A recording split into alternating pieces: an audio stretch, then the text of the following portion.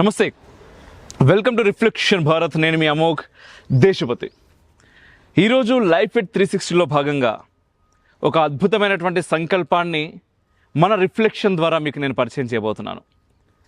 నిజంగా సంకల్పం అనే మాటని ఎందుకన్నానంటే, మనందరిలో కూడా ఖచ్చితంగా ఈ దేశం బాగుండాలి, ఈ ధర్మం బాగుండాలి అనేటటువంటి ఒక సంకల్పం ఉంటుంది.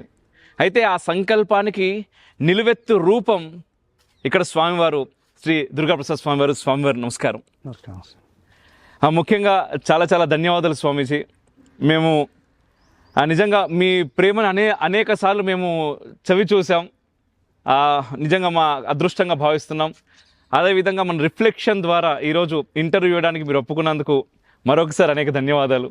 అయితే లైఫ్ ఎట్ 360 అనేటటువంటి ఒక కార్యక్రమం చేస్తూ ఉంటాం స్వామీజీ మన రిఫ్లెక్షన్ ద్వారా. అంటే ఒక సమాజానికి మార్గనిర్దేశనం చేస్తున్నటువంటి అద్భుతమైనటువంటి గురువుల యొక్క జీవితాలను కొంత మేర మేము తొంగి చూసి మన ప్రేక్షకులకు కూడా చూపించే ప్రయత్నం చేస్తూ ఉంటాం. దానిలో భాగంగా ఈరోజు మీరు మాకు ఈ అవకాశం ఇచ్చినందుకు మరొకసారి ధన్యవాదాలు.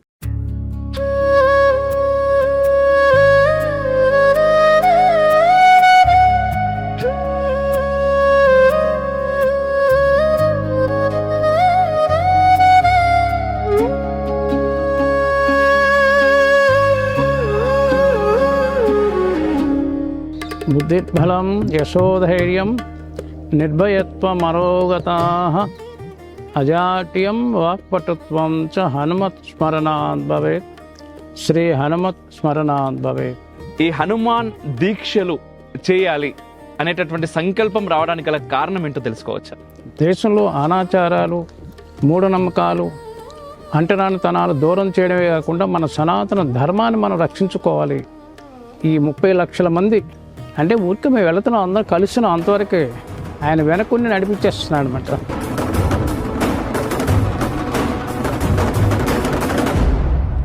పదిహేను సంవత్సరాలకు ముందు ఉన్నటువంటి పరిస్థితులు పూర్తిగా మన దేశంలో చాలా వేరు. విజయవాడ బాంబింగ్ కేసు అని పెద్ద కేసు అయింది అప్పుడు విజయవాడలో. అది నాన్నగారు బాంబు తయారు చేసేటువంటి కార్యక్రమాలు జరిగినాయి. నేతాజీ సుభాష్ చంద్ర ఫార్వర్డ్ బ్లాక్ అని దానికి ఇటు సౌత్ ఇండియా కేరళ నుంచి ఇక్కడ వరకు వారు ఇన్ఛార్జిగా ఉన్నారు. ఆయన వానరుడు దేవుడు ఎలా అయ్యాడు? రామసేవే కాదు, రామ భక్తి సేవలు ఉండాలనే ఒక దృక్పథంలో ఉంటేనే ఆయన దేవుడు అయ్యాడు. ఆంజనేయ స్వామిని ఆచార్యుడిగా మీరు స్వీకరించి మీరు ఏ దేవుణ్ణి ఆరాధన చేసినా హిందూ సమాజం వెనక్కి వెళ్ళడానికి కారణం ఏంటి? ఇంకా వీళ్ళు అంటరానితనం, ఇంకా మత మార్పులు జరగడానికి కారణం ఏంటంటే ఆంజనేయ స్వామిని చిరంజీవి అని అంటూ ఉంటారు.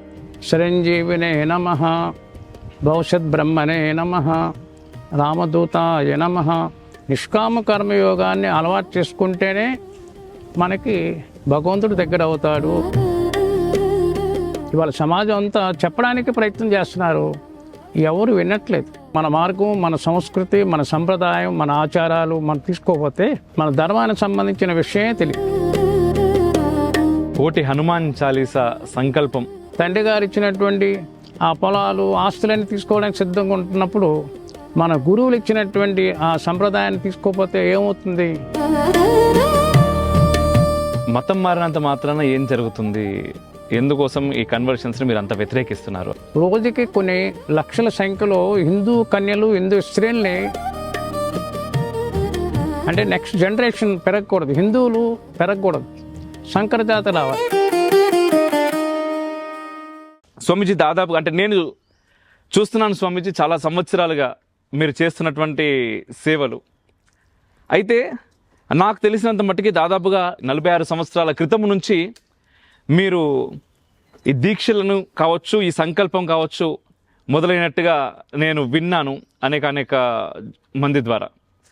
అయితే ముఖ్యంగా మొట్టమొదటిసారి మీకు ఈ హనుమాన్ దీక్షలు చేయాలి అనేటటువంటి సంకల్పం రావడానికి గల కారణం ఏంటో తెలుసుకోవచ్చా? బుద్ధిర్బలం యశోధైర్యం నిర్భయత్వమరోగతాః అజాట్యం వాక్పటుత్వం చ హనుమత్ స్మరణాత్ భవేత్. శ్రీ హనుమత్ స్మరణాత్ భవేత్. జై హనుమాన్. జై హనుమాన్. జై శ్రీరామ్. జై శ్రీరామ్. హనుమద్దీక్ష పీఠాన్ని స్థాపించినటువంటి స్వామివారు పవిత్ర కృష్ణానదీ తీరం ఇంద్రికలాద్రి ఉత్తర ఈశాన్య భాగంలో సద్గురు సైదప్పల స్వామి మహారాజ్ వారు 1912వ సంవత్సరంలో బావిలో ఆంజనేయ స్వామి వారికి లభించారు.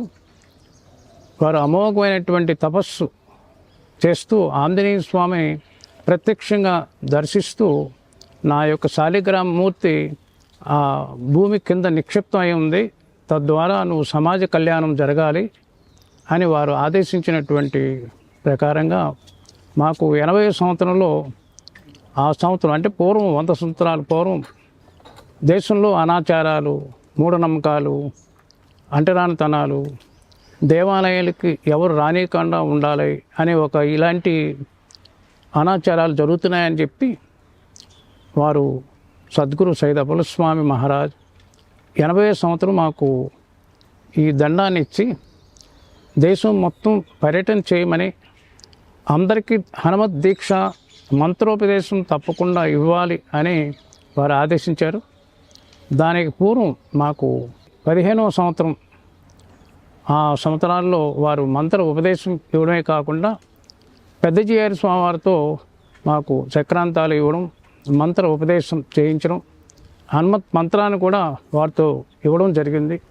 అదే మంత్రాన్ని మేము తీసుకొని అనేక సంవత్సరాలు అనుష్ఠానం చేసిన తర్వాత దాంట్లో ఉండేటువంటి ఆనందాన్ని పొందుతూ సమాజానికి ఇవ్వాలి అనే ఒక ఆదేశం ప్రకారంగా మేము విజయవాడలో బయలుదేరి హైదరాబాద్ ప్రాంతానికి మొట్టమొదట తాడుబంద హనుమాన్ టెంపుల్కి వచ్చాం. ఆ తాడుబంద హనుమాన్ టెంపుల్లో కొద్దికాలం అక్కడ మౌన అనుష్ఠానాలు చేసి ఇక ఉత్తర తెలంగాణ ప్రాంతానికి సిద్దిపేటకు వచ్చాం. స్వామి సిద్దిపేటలో మొట్టమొదట మాలాదాన కార్యక్రమం హరి అనే ఒక భక్తుడు, ఆయనకి మాలాదానం చేస్తే ఆయనతో ఒక 6 మాలాదానం చేసుకున్నారు. దాంట్లో మన పరమేశ్వర్, కైలాసం ఇట్లాంటి వాళ్ళందరూ ఉన్నారు. ఉద్దేశం ఏంటంటే దేశంలో అనాచారాలు, మూఢనమ్మకాలు, అంటరానితనాలు దూరం చేయడమే కాకుండా మన సనాతన ధర్మాన్ని మనం రక్షించుకోవాలి. మన కలియుగానికి ఆచార్యుడు తస్మై శ్రీ హనుమద్ గురువే నమః అని వారు మా చెప్పినటువంటి మాట. వారు మించినటువంటి ఆచార్యులు లేరు. పరంపరగా ఆయన్నే గురువుగా తీసుకొని నువ్వు ఉద్యమం సాగించు, ముందుకు వెళ్ళు అని మాకు ఆదేశించారు. హనుమత్ దీక్షా పీఠానికి ఆచార్యులు ఆంజనేయ స్వామి. వారు ఇచ్చినటువంటి ఆదేశం ప్రకారంగా మేము కూడా గురువు కాదు, మేము కూడా ఆచార్య కాదు, ఆంజనేయ స్వామే ఆచార్యుడు. పరంపర మా పెద్దవాళ్ళు చెప్పినటువంటి మార్గంలో, అలాగే పెద్దజీయర్ స్వామి చెప్పినటువంటి మార్గంలో ఒక సంప్రదాయం ప్రకారంగా ముందుకు సాగుతున్నాం. ఈ ఉద్దేశం ఏంటంటే ఇప్పుడు కొన్ని లక్షల మంది ఎక్కడ ట్రైబల్స్ ప్రాంతాల్లో, అరణ్యాల్లో ఈ మాలాదానం జరుగుతుంది. అవును. కానీ ఒక క్రమశిక్షణ, ఒక సంప్రదాయంగా రావాలి అని మళ్ళీ ఇంకోసారి దేశవంత పర్యటన కార్యక్రమం. అవును స్వామిజీ, దాని గురించి మేము మాట్లాడబోయే ముందు స్వామిజీ అంటే మీరు ఇప్పుడు చెప్పారు, నేను కూడా చదివాను, విన్నాను. 7గురితో మొదలైంది ఈ హనుమాన్ దీక్షలు అనేట. ఈరోజు దాదాపుగా 30 లక్షలకు మించినటువంటి హనుమత్ సైన్యాన్ని మీరు స్థాపించగలిగారు. అయితే 7గురితో మొదలై ఈరోజు 30 లక్షలకి రావడానికి గల అంటే వెనుక ఉన్నటువంటి దైవ సంకల్పం గురించి ఒక్కసారి మీ మాటల ద్వారా. దైవ సంకల్పం కంటే ఆచార సంకల్పం గొప్పదని మా విశ్వాసం. గురువులోనే భగవంతుడు ఉన్నారని, ఆ గురువు ప్రత్యక్షంగా కనిపించేటువంటి వారు మాకు సద్గురు సైదప్పల స్వామి మహారాజ్, సర్దార్ రాంపల్లి సున్నారాయణ మహారాజ్, అలాగే పెద్దజీయర్ స్వామి వారు ప్రత్యక్షంగా మాకు. అంతర్ముఖంగా ఆంజనేయ స్వామి గురువు. అది మీకు అందరికి తెలిసినటువంటి విషయం. వారు ఇచ్చినటువంటి ఆదేశం, వారు మేము పుట్టకముందే ఈ దీక్ష చేయాలి అంటే మేము 70 సంవత్సరాల పూర్వం ఈ దీక్ష అతి త్వరలోనే దీక్ష ప్రారంభం కాబోతుంది, నా యొక్క మంత్రాన్ని, నా యొక్క దీక్షను ఇవ్వమని మా ఆచార్య చెప్పారు. చెప్పినటువంటి ఎప్పుడో చెప్పిన మాట అది ఇప్పుడు మన ప్రత్యక్షం మనంతా చూస్తున్నాం అన్నమాట. అంటే వారు ఏం చెప్పారు, ఈ హనుమత్ దీక్షా పీఠానికి దీనికి ఎవరు చేస్తారు, మీకుండేటువంటి ఆస్తులు పొలాలు అన్నీ దేవాలయాలకి దాన ధర్మాలు చేసేస్తున్నారు కదా, మరి హనుమత్ దీక్షా పీఠం అనేటువంటి మీరు స్థాపించారు, ఈ పీఠానికి ఎవరు అని వారు ఇచ్చారు. వారు ఇస్తే వారు ముందు ఎప్పుడో చెప్పారు, రాబోయేటువంటి ఇదిలో అమ్మవారి యొక్క అనుగ్రహం ద్వారా రాబోతాడు అని చెప్పారు. దుర్గామాత అనుగ్రహం ద్వారా అని చెప్పారు. అందుకనే మా పేరు దుర్గాప్రసాద్ స్వామి అని పెట్టారు. దుర్గా అనే ఎన్నో సార్లు చెప్పినా ఆ పేరు మార్చలేదన్నమాట. ఇది గురువు ఆచార కృప ద్వారా వారి సంకల్పం. పూర్వాశ్రమం నామం కూడా మీది? ఇది మా గురువుగారు ఇచ్చే పేర్లు మార్చము. సంప్రదాయం వైష్ణవ సంప్రదాయంలో మరి మాకు దేవాలయాలు, శివాలయాలు ఉన్నాయి, పంచముఖ ఆంజనేయ స్వామి దేవాలయాలు ఉన్నాయి, అనేక దేవాలయాలు ఉన్నాయి విజయవాడలో. అనేక ప్రాంతాలు, అడవి ప్రాంతాల్లో, కొండ ప్రాంతాల్లో బావిలు తవ్వించారు. ఆ కాలంలో వారు ఎన్నో సేవా కార్యక్రమం చేస్తూ పేదలకి విద్యాలయాలు ఏర్పాటు చేయాలని ఒక కాలేజీని స్థాపించారు వారు. జూనియర్ కాలేజీ, డిగ్రీ కాలేజీ కూడా ఉంది విజయవాడలో. అద్భుతంగా ఈ కార్యక్రమాలు వారు స్థాపించారంటే ఇదంతా గురువు సంకల్పం అన్నమాట. ఆచార సంకల్పం, దైవ సంకల్పం. అంటే సంకల్పిస్తే మీ ఊరికి అలా తిరుగుతున్నాం, మేము చేసేది ఏం లేదు. ఇదంతా మీరు అన్నట్టుగా ఈ 30 లక్షల మంది ఇలా ఎలా తయారయ్యారు అంటే ఊరికి మేము వెళుతున్నాం, అందరం కలుస్తున్నాం, అంతవరకే ఆయన వెనక్కుని నడిపించేస్తున్నాడు అనమాట స్వామిజీ. ఆనాడు సీతమ్మ వారు అన్వేషణ కోసం ఆంజనేయ స్వామి వారు వెళుతుంటే రామబాణంగా వెళతాను అన్నాడు. ఇది నేను కాదు వెళ్ళేది, రాముడే నన్ను నడిపిస్తున్నాడు అన్నాడు. నువ్వెవరు నువ్వు ఇక్కడికి లంకలో వచ్చావంటే నేను రామదూతను అన్నాడు. అలా మా గొప్పతనం కాదు, మా గురువులు ఇచ్చే గొప్పతనం అని మీ అందరికీ ప్రేక్షకుల ముందు అందరు కూడా తెలియజేస్తున్నాం. అనేక సందర్భాల్లో స్వామీజీ నేను విన్నాను, మీ ప్రవచనాలు వింటున్నప్పుడు కానీ, మీరు భక్తులతో మాట్లాడుతున్నప్పుడు కానీ నిష్కామ కర్మ గురించి చాలా సందర్భాల్లో చెప్తా ఉంటారు మీరు. నాకు ఇక్కడ మరొకసారి అది కనిపిస్తూ ఉంది. అయితే స్వామీజీ, అంటే 46 సంవత్సరాల క్రితం మీరు దండం చేతబూనినప్పుడు నిజంగా అంటే అనేక సన్యాసాశ్రమ దీక్ష అనేటటువంటిదే చాలా పెద్ద సవాలు. అంటే ఈ రోజుతో పోలిస్తే నిజంగా భారతదేశంలో కావచ్చు, ముఖ్యంగా తెలుగు రాష్ట్రాల్లో కావచ్చు, ఈరోజు కొంతమేర జాతీయవాదము, దేశము, ధర్మము అనే మాట్లాడుతున్నటువంటి గొంతుకలు పెరుగుతున్నటువంటి సందర్భం ఇది. ఎట్ ద సేమ్ టైం వేరే శక్తులు కూడా పెరుగుతున్నాయి, దాంతోపాటుగా జాతీయవాద గలం కూడా పెరుగుతున్నది. కానీ ఒక 15 సంవత్సరాలకు ముందు ఉన్నటువంటి పరిస్థితులు పూర్తిగా మన దేశంలో చాలా వేరు. అటువంటి సందర్భంలో మీరు కాషాయ వస్త్రాలను తీసుకుని ఒక సన్యాసాశ్రమం స్వీకరిస్తున్నాను అన్నప్పుడు మీ ఇంట్లో, అంటే పూర్వాశ్రమంలో ఉన్నటువంటి కుటుంబంలో కానీ అండ్ మీ మనసులో కానీ ముందుగా ఎదురైనటువంటి సవాళ్ళు ఏమైనా మేము తెలుసుకోవచ్చా? మా గురువులు అంటే మా పురాశ్రమంలో మా తాతగారు, మా నాన్నగారు, మా అమ్మగారు, వారి ప్రోద్బలం ఇదంతా. మా అమ్మగారి యొక్క ప్రోద్బలం, తాతగారి ప్రోద్బలం ఇది. మా చిన్నప్పుడు హనుమంతుడి గురించి ఎక్కువ వినాలి అనే ఒక ఆలోచన, సంకల్పం. హనుమంతుడు అంటే ఎలా ఉంటాడు, హనుమంతుడు మంచి బలవీరుడు, మంచి బలంగా ఉంటాడు, రాముడికి ఎప్పుడు సేవ చేయాలని ఎప్పుడు ఉంటాడు అని ఇలాంటి కథలు చెప్పేవారు మా అమ్మగారు. మరి ఆయనకి పదవులు ఏం అవసరం లేదంటే, ఆయనకి ఏ పదవులు కోరుకోడు, మోక్షం కూడా కోరుకోడు, అయినా ఏమీ అవసరం లేదు. దానివల్ల ఉపయోగం ఏముందమ్మా అంటే, భగవంతుడే నీతో పక్కనుంటే ఇంకేం కావాలి ఆయన? భగవంతుడే నీ పక్కనున్నాడు, నీకు ఏది కావాలి చెయ్యి, ఏది కావాలంటే అది ఇస్తాడు, నువ్వు అడుగు ఇస్తాడు అని మా అమ్మగారు రామాయణం, భారతం ఇవన్నీ చెప్తుండేవారు. వారు మా పూర్వీకులు ఫ్రీడమ్ ఫైటర్స్, అంటే స్వతంత్ర సమర సేనలో పాల్గొన్నారు. నేతాజీ సుభాష్ చంద్రబోస్తో విజయవాడ బాంబింగ్ కేసు అని పెద్ద కేసు అయింది అప్పుడు విజయవాడలో. అది నాన్నగారు బాంబు తయారు చేసేటువంటి కార్యక్రమాలు జరిగినాయి.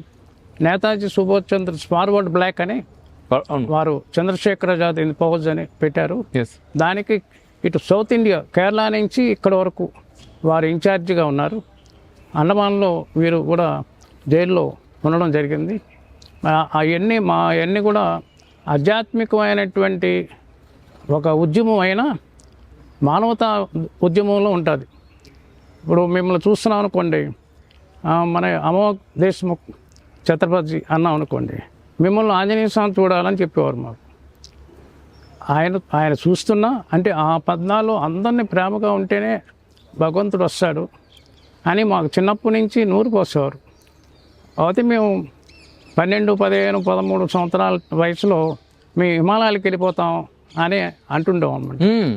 అంటుంటే హిమాలయాలకు వెళ్తే వద్దునైనా ఇక్కడుండి చేయాలి సాధన, భగవంతుడి దగ్గరికి వెళ్ళాం కాదు, భగవంతుడే నీ దగ్గరికి వస్తాడు అనేది మాకు బాగా చిన్నప్పటి నుంచి స్వామి వివేకానంద ఆంజనేయ స్వామిని ఆదర్శం తీసుకున్నారు. రామకృష్ణ పరమహంస స్వామి వీళ్ళందరూ కూడా ఆంజనేయ స్వామిని ఆదర్శం తీసుకుంటే ఆంజనేయ స్వామి వాళ్ళ దగ్గరికి వచ్చారు. నాయన అందువల్ల నువ్వు సేవ చేయి, అన్నీ వస్తాయి, నువ్వు ఏది ఎవరిని అడగొద్దు, నువ్వే ఏదో ఒకటి ఇస్తూనే ఉండు కానీ నువ్వు ఎవరి దగ్గర తీసుకోబాకు అని మాకు చిన్నప్పటి నుంచి అలవాటు చేసినటువంటి దాంట్లో ఇది. ఇక ఆంజనేయ స్వామి అంటేనే నిష్కామ కర్మయోగి. ఆయన ఏది కూడా కోరలేదు, ఏదైతే ఆయనకి చేయాలి, సేవ చేయాలి అనుకున్నాడో అది చేసుకుంటూ వెళ్ళిపోవడమే. దీనివల్ల నాకు ఫలితం ఏమొస్తుందని ఆశించేటువంటి వ్యక్తి కాదు ఆయన. అందుకనే ఆయన దేవుడు అయ్యాడు అన్నారు. ఆయన వానరుడు దేవుడు ఎలా అయ్యాడు అంటే ఏ కోరిక లేకుండా రామ సేవలో ఉండాలి, రామ భక్తుల యొక్క సేవలో ఉండాలి, రామ సేవే కాదు రామ భక్తి సేవలో ఉండాలనే ఒక దృక్పథంలో ఉంటేనే ఆయన దేవుడు అయ్యాడు అని మాకు ఇవన్నీ అదే ఉపదేశాలు మాకు చిన్నప్పటి నుంచి. సమాజం ఏమనుకుంటారంటే చెవులో చెప్పే మంత్రం ఉపదేశం అనుకుంటారు. అది ఒకటే కాదు నాయన, దేశంలో ఉండే ప్రజలందరూ ఈ దీక్ష స్వాములు కానీ భక్తులు కానీ ఏ సంప్రదాయమైనా సరే ఆంజనేయ స్వామిని ఆచార్యుడిగా మీరు స్వీకరించి మీరు ఏ దేవుణ్ణి ఆరాధన చేసినా ఆ దేవుడు మీకు వెంటనే ప్రత్యక్షమైపోతాడు అని మాకు చెప్పారు. మేము అలాగే అదే రూపంలో మా గురువులు, మా అమ్మగారు, మా పూర్వాశ్రమంలో ఉండేటువంటి అందరూ కూడా ఈ నిష్కామ కర్మయోగంలో ఉన్నాం. అందరి కుటుంబం అంతా కూడా మేము అదే మార్గంలో ఉంటే అందరిలో మాకు అదే కనిపిస్తున్నారు. మాకు అది అలవాటు అయిపోయింది. స్వామీజీ అందరినీ సొంత పిల్లల్లాగా ఆలోచన కలుగుతుంది అన్నమాట. అవన్నీ ఎలా వస్తున్నాయంటే నిష్కామ కర్మయోగాన్ని అలవాటు చేసుకుంటేనే మనకి భగవంతుడు దగ్గర అవుతాడు అని ఒక నిర్ణయం జరిగింది, పెద్దలు చెప్పిన మాట. అందువల్ల వాళ్ళ సమాజం అంతా కూడా అనేక పూజలు, అనేక జపాలు, తపాలు, హోమాలు అన్నీ చేస్తున్నారు. నిష్కామ కర్మయోగం ఉంటేనే మనకి ఇవన్నీ లభిస్తాయి అని పెద్దలు చెప్పిన మాట. ఆ విషయాన్ని చాలా చోట్ల విస్మరించినట్టుగా కనిపిస్తుంది స్వామీజీ. అయితే మీరు చెప్పిన దాని ప్రకారం ప్రత్యేకంగా సన్యాసాశ్రమం అనేది మాకు ఇక్కడ కనిపించలేదు. మీరు చిన్నప్పటి నుంచి అంటే 10-12 ఏళ్ళ వయసులోనే మీరు హిమాలయాలకి వెళ్ళిపోతాను అనేటటువంటి మాట ఆ వయసులో వచ్చిందంటే ఖచ్చితంగా అది భగవంతునితోనే ఉన్నారు. ఆ భగవంతుడే మిమ్మల్ని మా కోసం తీసుకొచ్చినట్టుగా మాకు అనిపిస్తుంది. స్వామీజీ మరొకటి కూడా నేను విన్నాను, ముఖ్యంగా గిరిజన ప్రాంతాల్లో మీరు అనేక శివాలయాలను కూడా స్థాపించారు అని. ప్రత్యేకించి అంటే ఈరోజు మీరు ఒక మాట మాట్లాడారు ఇంటర్వ్యూ స్టార్టింగ్లో, ఏంటంటే ఏదైతే ఈ మూఢనమ్మకాలు ఉన్నాయో కొంతమేర, దాంతోపాటుగా కొంతమేర హిందూ సమాజంలో ఉండేటటువంటి విషయాలని మేము ప్రత్యేకంగా వాటిని తీసేసే విధంగా, దూరం చేసే విధంగా పోరాడుతున్నాము అని. అయితే ఈ గిరిజన ప్రాంతాలకు మీరు వెళుతున్నప్పుడు మీ ఎక్స్పీరియన్సెస్ ఒక్కసారి మాతో. వాళ్ళు గిరిజన ప్రాంతం, ఇప్పుడు ఆదిలాబాద్ ట్రైబల్స్ ప్రాంతం లోపల కుంటాల జలపాతం, అది చాలా లోపలికి లోయ ప్రాంతాలు వెళ్ళినప్పుడు మేము వస్తున్నాం అంటే అయ్యో మా గూడానికి వస్తారా స్వామివారు, మరి మేము వారిని చూడవచ్చా, దగ్గర రావచ్చా అనేటువంటి వాళ్ళు చెప్తుండేటువంటి ఇదిలో మేము మీ దగ్గరికి మేము వస్తామయ్యా, మా దగ్గర మీరు రావక్కర్లేదు, మీ ఇంట్లో కూర్చొని మీతో కలిసి భోజనం చేస్తాం అని ముందు అలా ప్రారంభం చేస్తాం. అలాగే మా గూడెంలో దేవాలయం లేదు, ఏదో చిన్న అలా షెడ్ వేసుకున్నాం, శివాలయం లేదు, ఇట్లా అంటుంటే మనమే విగ్రహాలు తీసుకువెళ్ళి చిన్న ఆంజనేయ స్వామి విగ్రహం, చిన్న శివలింగాలు పెట్టి ప్రతిష్ట మనం చేపించి వాళ్ళతో ఆ పూజా కార్యక్రమాలు చేస్తున్నప్పుడు వాళ్ళు పొందేటువంటి ఆనందం ఇంత అంత కాదు. వాళ్ళ సొంత బంధువులు వచ్చినా అంత ఇది ఆనందం పొందరు. మరి వాళ్ళు మేము వెళ్తున్నామంటే వాళ్ళు లేదు ఇంకా ఉండాలి అనేటువంటి ఆ ప్రేమనే వాళ్ళు పంచేటువంటి విధంగా ఉండాలి. మాకు అనిపించింది అనమాట, ఏంటి వాళ్ళకి మనకేం సంబంధం, మీ ఎవరో తెలియదు, వాళ్ళెవరో మాకు తెలియదు, ఎందువల్ల ఇంత ప్రేమ వస్తుంది అంటే మనం ప్రేమగా ఉండి వాళ్ళ దగ్గరికి మనం వెళ్ళి మనంతా ఒకటే, వేరే కాదు, భగవంతుడి ఒక సంతతి, అందరికీ గోత్రాలు ఉన్నాయి, అది గోత్రాలకు సంబంధించిన ఋషులు ఉన్నారు, ఋషులకు సంబంధించిన దేవతలు ఉన్నారు, దేవతలకు సంబంధించిన సృష్టి, ఇదంతా దేవుడి సృష్టే కదా, కాబట్టి మనంతా ఒకటే అని మనం వెళ్ళాలి వాళ్ళ దగ్గరికి. వెళితే వాళ్ళు ప్రేమను పంచడమే కాదు మనతో మమేకం అవుతారని ఒక మాకు వచ్చినటువంటి అనుభవం, ఆనందం. అనేక ప్రాంతాలు, అదే కాదు ఇంకా అడవి లోపల, అడవి అంటే నక్సలైట్లు ఉండే ప్రాంతాలు ఆ రోజుల్లో అంటే బాగా ఉన్నారు, చాలా ఎక్కువగా ఉండేవారు ఆ రోజు. అవును, నువ్వు ఈ ప్రాంతాన్ని రావద్దని చిట్టీలు పంపించేటువంటి కాలం అనమాట ఆ ప్రాంతం. ఆ రోజుల్లో కూడా మేము లోపలికి వెళ్ళాం, దళ నాయకులు కూడా వచ్చి మనం కలిశారు, కలిసి వాళ్ళ ఆశీర్వాదం ఇచ్చాం, వాళ్ళతో పాటు కూర్చున్నాం, వాళ్ళకి కూడా దీక్ష యొక్క మంత్రాన్ని ఇచ్చాం, రక్ష కట్టాం.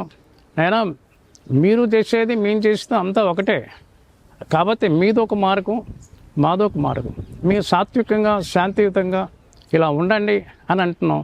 మేము ఇచ్చేది జపమాలు ఇస్తున్నాం, మీరు ఇచ్చేదేమో గన్లు ఇస్తున్నారు, అది శాశ్వతమైన పరిష్కారం కాదు, ఆలోచించుకోండి అని మేము చెప్పగా వాళ్ళు కూడా జీవన సర్వంతికి చాలా మంది వచ్చేసారు ఆ రోజుల్లో. ఇప్పుడు కాదు, 20 సంవత్సరాల పూర్వం. అప్పుడు చాలా ఎక్కువ సంఖ్యలో ఉండేది స్వామి, ఎక్కువ సంఖ్యలో వచ్చారు. అవును, వాళ్ళు అంటే ఆదిలాబాద్ లోపలంటే మీకు తెలుసు కదా, అడవుల్లో అసలు అది చాలా పెద్ద సంఖ్యలో ఉండేవారు.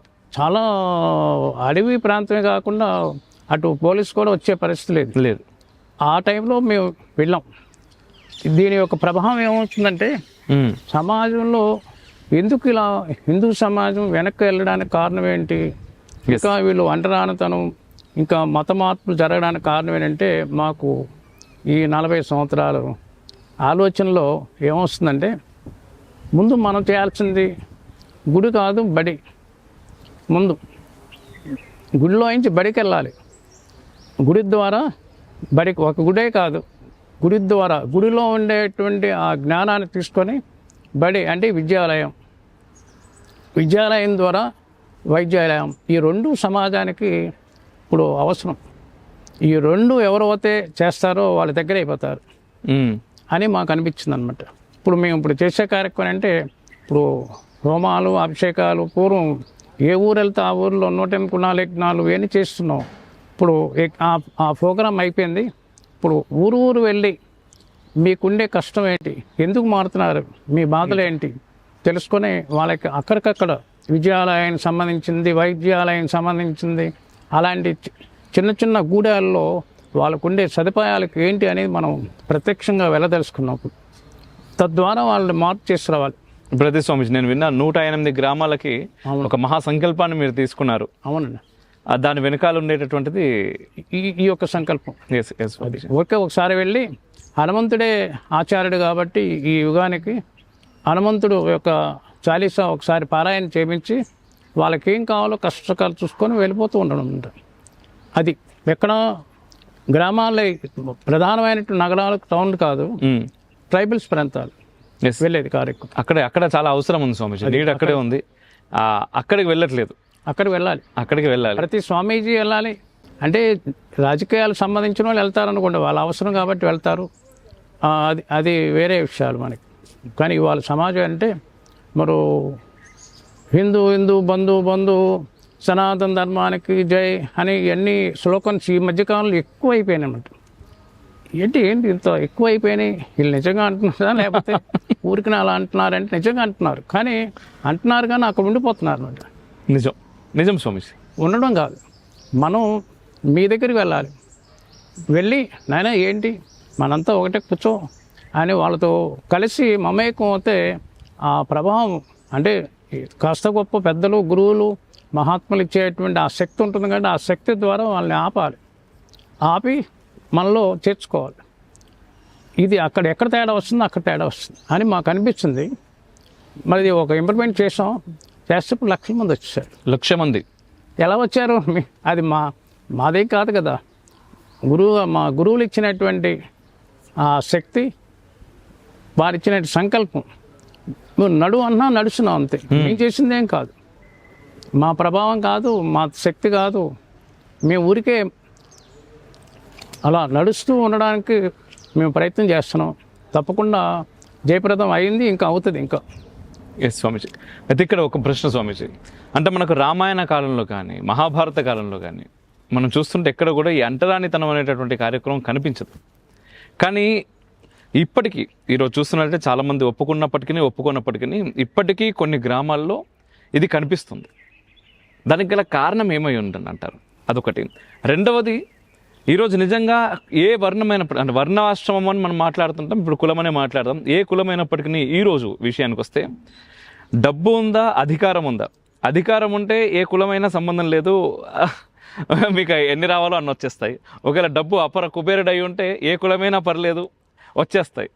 కానీ డబ్బు ప్రాతిపదికన, అధికార ప్రాతిపదికనే ఇప్పుడు సమస్యలు ఉన్నాయా, లేకపోతే నిజంగానే ఇప్పటికీ కూడా ఈ కులం చూసి ఈ అంటరానితనం అనేటటువంటిది మీకు కనిపిస్తూ ఉందా నిజంగా? ఎందుకంటే మీరు చాలా అంటే మేము చూడలేని ప్రాంతాలకు నిజంగా మీరు వెళ్తున్నారు స్వామీజీ అనేక సంవత్సరాలుగా. అవును, మీ ద్వారా వినాలి. ఖచ్చితంగా ఈరోజు హిందూ సమాజం సంఘటితం అవ్వాల్సినటువంటి అవసరం ఈ దేశానికి కాదు, ప్రపంచానికి అవసరం.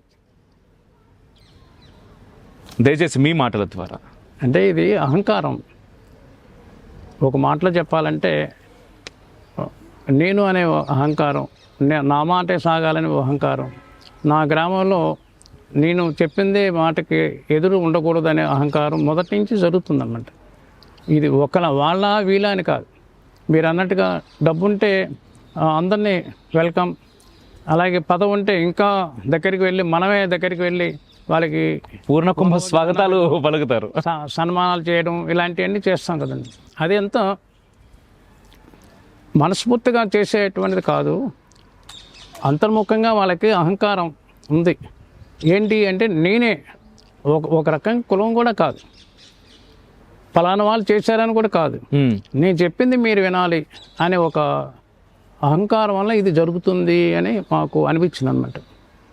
దీనికి ఒక నిదర్శనం, ఇప్పుడు వీళ్ళు బ్రాహ్మణ, క్షత్రియ, వైశ్య, శూద్ర ఇవన్నీ అంటున్నారు కదా. భగవద్గీతలో కూడా ఎక్కడ కులం గురించి చెప్పలేదు, గుణాలను బట్టి ఇవన్నీ వస్తున్నాయని చెప్పాడు. ఒక నారీకలం అనుకోండి, కొబ్బరికాయ మనం ప్రతి దాంట్లో నారీకలాన్ని పూజ చేస్తాం, కలశ స్థాపన చేస్తాం, పూజ చేస్తాం. ఏంటి కలశం ఎందుకు పెడుతున్నారు, దాంట్లో యొక్క ఉద్దేశం ఏంటి అని అడిగా ఉన్నది. అంటే ఉదాహరణకు అంటే అది దేవత నారీకలం స్వామి, అది పూజ చేయాలి, దాంట్లో లేదు దాంట్లో ఏదో ఉంటుంది అంటే అంతే అంటారు. అదే అంటే ఇప్పుడు ఏంటి మీకు చెప్పిందే అది కరెక్ట్, అది శాస్త్రం. శాస్త్రానికి దాని లోతుగా అడిగితే చెప్పాలి కదా. తెలియదని చెప్పరు కదా, తెలియదని చెప్పరు. అప్పుడు ఏంటి అంటే అప్పుడు మేము చెప్పాం, ఏం కాదు నేను ఇప్పుడు కొబ్బరికాయ ఉంది కదా, కొబ్బరికాయ పైన ఉండేటువంటి పీస్ ఉంది, దానిపైన బూరు ఉంది, పీస్ ఉంది కదా. ఆ కొబ్బరికాయని చెట్టుని తయారు చేస్తూ వేసి దాన్ని ఒక నీరు పెట్టి వృక్షంగా మార్చడానికి సంబంధించినటువంటి వాడు శూద్రుడు అండి. ఇక కొబ్బరికాయ వచ్చింది కదండి, కొబ్బరికాయ వచ్చిన తర్వాత తీయాలి, ఇక పీస్ తీయాలి, నార తీసి అని తీస్తారు కదా. ఎవరైతే నార తీస్తుంటాడో వారు వైశ్యులు. సరే, నార తీసిన తర్వాత ఏమొస్తుంది, టెంక్ వస్తుంది, పైన వస్తుంది కదా. అంటే ఏంటి, ఏదైతే ఆ కొబ్బరికాయ పైన ఉండే టెంక్ ఏదైతే ఉందో, కొబ్బరి చెప్పు ఉంది కదా, అది అహంకారం అంటే నేను అనే అహంకారం. నేను అనే అహంకారాన్ని ఎప్పుడైతే కొట్టామో లోపల ఉండేటువంటి బ్రహ్మ ప్రత్యక్షంగా మనకి తెల్లగా కనిపిస్తాడు. అదే బ్రాహ్మడు, అదే బ్రహ్మ, అదే పరబ్రహ్మ. ఆ కొబ్బరి నీళ్ళు ఏదైతే వస్తుందో అదే అమృతమైనటువంటి దార అని మన వాళ్ళకి చెప్తుంటాం. అలా ఇవన్నీ వర్ణభేదాలన్నీ ఎందుకు వస్తున్నాయంటే అహంకారం మీద వస్తుంది, అజ్ఞానం మీద వస్తుంది. నిజం. అజ్ఞానం వల్ల వస్తుంది. అజ్ఞానం పైన ఉండేటువంటి అహంకారం, అజ్ఞానం తొలగితే జ్ఞానం ద్వారా కొబ్బరికాయలో ఉండే ఆ తెల్లగా ఉండే అమృతం ఏదవుతుందో అలా వస్తుంది. అది తెలుసుకోకపోవడం వల్ల వస్తుంది. ఇప్పుడు మీరు చెప్తున్నారు అనుకోండి, మీరు వినాలి కదా, నాకు అన్నీ తెలుసు అనుకుంటే ఎట్లా? ఏ పుట్లో ఏ బాగుందో తెలియదు కదా అనేది మనం తెలుసుకోవడానికి ప్రయత్నం చేయాలి. ఇవాళ సమాజం అంతా చెప్పడానికి ప్రయత్నం చేస్తున్నారు, ఎవరు వినట్లేదు. నిజం. చిన్నోళ్ళండి పెద్దోళ్ళండి ఎవరంటే అన్నీ నాకు తెలుసు అనుకుంటున్నారు. నాకు అన్నీ తెలిసిపోతున్నాయి, నేను దేవుడితో మాట్లాడుతున్నాను, ఇంకేదో ఎవరితో మాట్లాడుతున్నాను, అపోహలు వచ్చేస్తున్నాయి అనమాట. మనకు కావాల్సింది నువ్వు ఎవరితో మాట్లాడినా పర్వాలేదు, మంచిదే. పక్కన వ్యక్తి మంచి చేస్తున్నావా లేదా కావాలి. మా గురువులు చెప్పినటువంటి మాట ఏంటంటే, నువ్వు తిన్నా తినపోయినా ముందు నువ్వు అడగాల్సింది నువ్వు జపం చేసావా కాదు, నువ్వు అన్నం తిన్నావా, ముందు అది అడుగు ఫస్ట్. నువ్వు జపాల గురించి దేవుడి గురించి వస్తుంది, దేవుడి గురించి అసలు చెప్పొద్దన్న. ముందు చేయాల్సింది ఏంటి? మానవుడికి ప్రేమగా హాయిగా ఆనందంగా ఉన్నాయన. కష్టాలు వస్తుంటాయి పోతుంటాయి, ఎప్పుడు ఉండవు కష్టాలు. భగవంతుడు ఎప్పుడు నీ కోసం రెడీగా ఉన్నాడు ఆశీర్వాదం ఇవ్వడానికి. కానీ ఊరి చెప్తూ ఉండు, నీ కర్తవ్యం అది. నువ్వు వచ్చినవాడికి ప్రేమగా మాట్లాడు. మరి ప్రేమగా మాట్లాడితే నీకు అందరూ వచ్చేది. అలా జరగట్లేదు కాబట్టి మన హిందూ సమాజంలో ఇట్లా అవుతుందని మాకు అనిపించిన మాట అనమాట. ఇంకా పెద్దలు ఉన్నారు దేశంలో, మహాత్ములు ఎంతోమంది ఉన్నారు. వాళ్ళు కూడా అనేక మార్గాల్లో ఈ సనాతన ధర్మ సంరక్షణ కోసం చేస్తూ ఉన్నారు. హనుమద్దీక్షాపీఠం చేసేటువంటి ఈ చిన్న కార్యక్రమం సామాన్య మానవుడి దగ్గరికి వెళ్ళడానికి గట్టి ప్రయత్నం చేస్తూ ఉన్నాం. ఇంకా ఒక 2-3 సంవత్సరాలు మొత్తం దేశం అంతా పర్యటన చేస్తే ఒక మార్పు వచ్చింది అనుకోండి. కనీసం దేశం కాకపోయినా ఉభయ రాష్ట్రాల్లో ఒక 100 మందిని యువకుల్ని, మీలాంటి యువకులను తయారు చేద్దామని మా సంకల్పం. హనుమద్దీక్ష ద్వారా హనుమంతుడి యొక్క గురువు ఆచార్యుడి ద్వారా ముందుకు రావాలని ఈ మీ ద్వారా మిమ్మల్ని అందరినీ అడుగుతున్నాం, ఆహ్వానం చేస్తున్నాం. మేము ఖచ్చితంగా స్వామీజీ, మీరు ఎప్పుడు ఏది ఇది ఆదేశించినా కూడా చేయడానికి రిఫ్లెక్షన్ అండ్ అమోఘ్ దేశపతి రెండూ సిద్ధంగా ఉంటాయి. అమోఘ్ ఛత్రపతి శివాజీ అవ్వాలని యువకులు ముందు రావాలండి. యువత ఇవాళ పెడదలో పట్టేస్తుంది అన్నమాట. రకరకాలైనటువంటి దురవ్యసనాలతో ఇదంతా అజ్ఞానం, చెప్పేవాళ్ళు లేరు. పెద్దలు అదే మారుకున్నారు, చిన్నలు అదే మారుకున్నప్పుడు మన దేశం ఏమవుతుందంటే రాబోయేటువంటి ఇదిలో జనరేషన్ యువత తగ్గిపోద్దండి. ఇప్పుడు చైనా ఇతర దేశాల్లో, రష్యా ప్రాంతాల్లో యూత్ తగ్గిపోతుంది, ఏజ్డ్ వాళ్ళు ఎక్కువైపోతారు, పెరుగుతున్నారు. అందుకనే ఏమంటున్నారు రష్యా అధ్యక్షుడు, భారతదేశంలో ఉండేటువంటి అబ్బాయిలందరూ అమెరికాలో ఉండే అమ్మాయిలను పెళ్లి చేసుకోండి అంటున్నారు. అంటే వాళ్ళు తెలివి చూసారా వాళ్ళందరూ. ఈ రాను మన యూత్, మన మార్గం, మన సంస్కృతి, మన సంప్రదాయం, మన ఆచారాలు మనం తీసుకోకపోతే మన ధర్మానికి సంబంధించిన విషయమే తెలియదు. ఇవాళ ఫర్ ఎగ్జాంపుల్ రాముల వారు దేవాలయ నిర్మాణానికి నాగలతో దున్నాలి అని అంటే నాగలతో దున్నం ఏంటండి అంటున్నారు పండితులు కూడా. అది శాస్త్రం ఉంది కదా, మనం చిన్నగా అది ప్రారంభం చేద్దాం, మళ్ళీ చూసి ఇంకోళ్ళు నేర్చుకుంటారు కదా అని వాళ్ళ ఆ ప్రారంభం చేసాం. అంటే ఇదొక ఉదాహరణ అన్నమాట. అలాగే చిన్న వాళ్ళకు కూడా నువ్వేం పెద్ద కష్టపడక్కర్లేదు. ఒకసారి స్వామివారి మంత్రం ఓం శ్రీ రామదూతాయ నమః పాహిమాం పాహిమాం రక్షమాం రక్షమాం అని అలా అనుకో, ఖాళీ ఉన్నప్పుడల్లా అనుకో అని ఇట్లా అలవాటు చేస్తూ ఉంటేనంటే ప్రజల్లో, యువకుల్లో మార్పు వస్తుంది. దానికోసం ఈ గట్టి ప్రయత్నం చేస్తున్నామంట. నిజం స్వామీజీ, ఈరోజు మీరు అన్నట్టుగా కుటుంబ వ్యవస్థ చాలా బలహీనపడింది. అండ్ విద్యార్థులు ముఖ్యంగా, అంటే ఇంతకుముందు ఏంటంటే కొన్ని సంవత్సరాల క్రితం వరకు ఓన్లీ కాలేజ్ విద్యార్థులను మాత్రమే చూసేవాళ్ళం. బట్ ఈరోజు స్కూల్ విద్యార్థులు కూడా వారి ప్రయాణం ఎటువైపు వెళ్తుందో అర్థం కావట్లేదు. అనేక మంది పిల్లలు, చిన్న పిల్లలు కూడా చాలా, అంటే మనకు చాలా చిన్న విషయాలుగా అనిపించేటటువంటి వాటికి చాలా పెద్ద విషయం అది, ఆత్మహత్యలు చేసుకుంటున్నారు.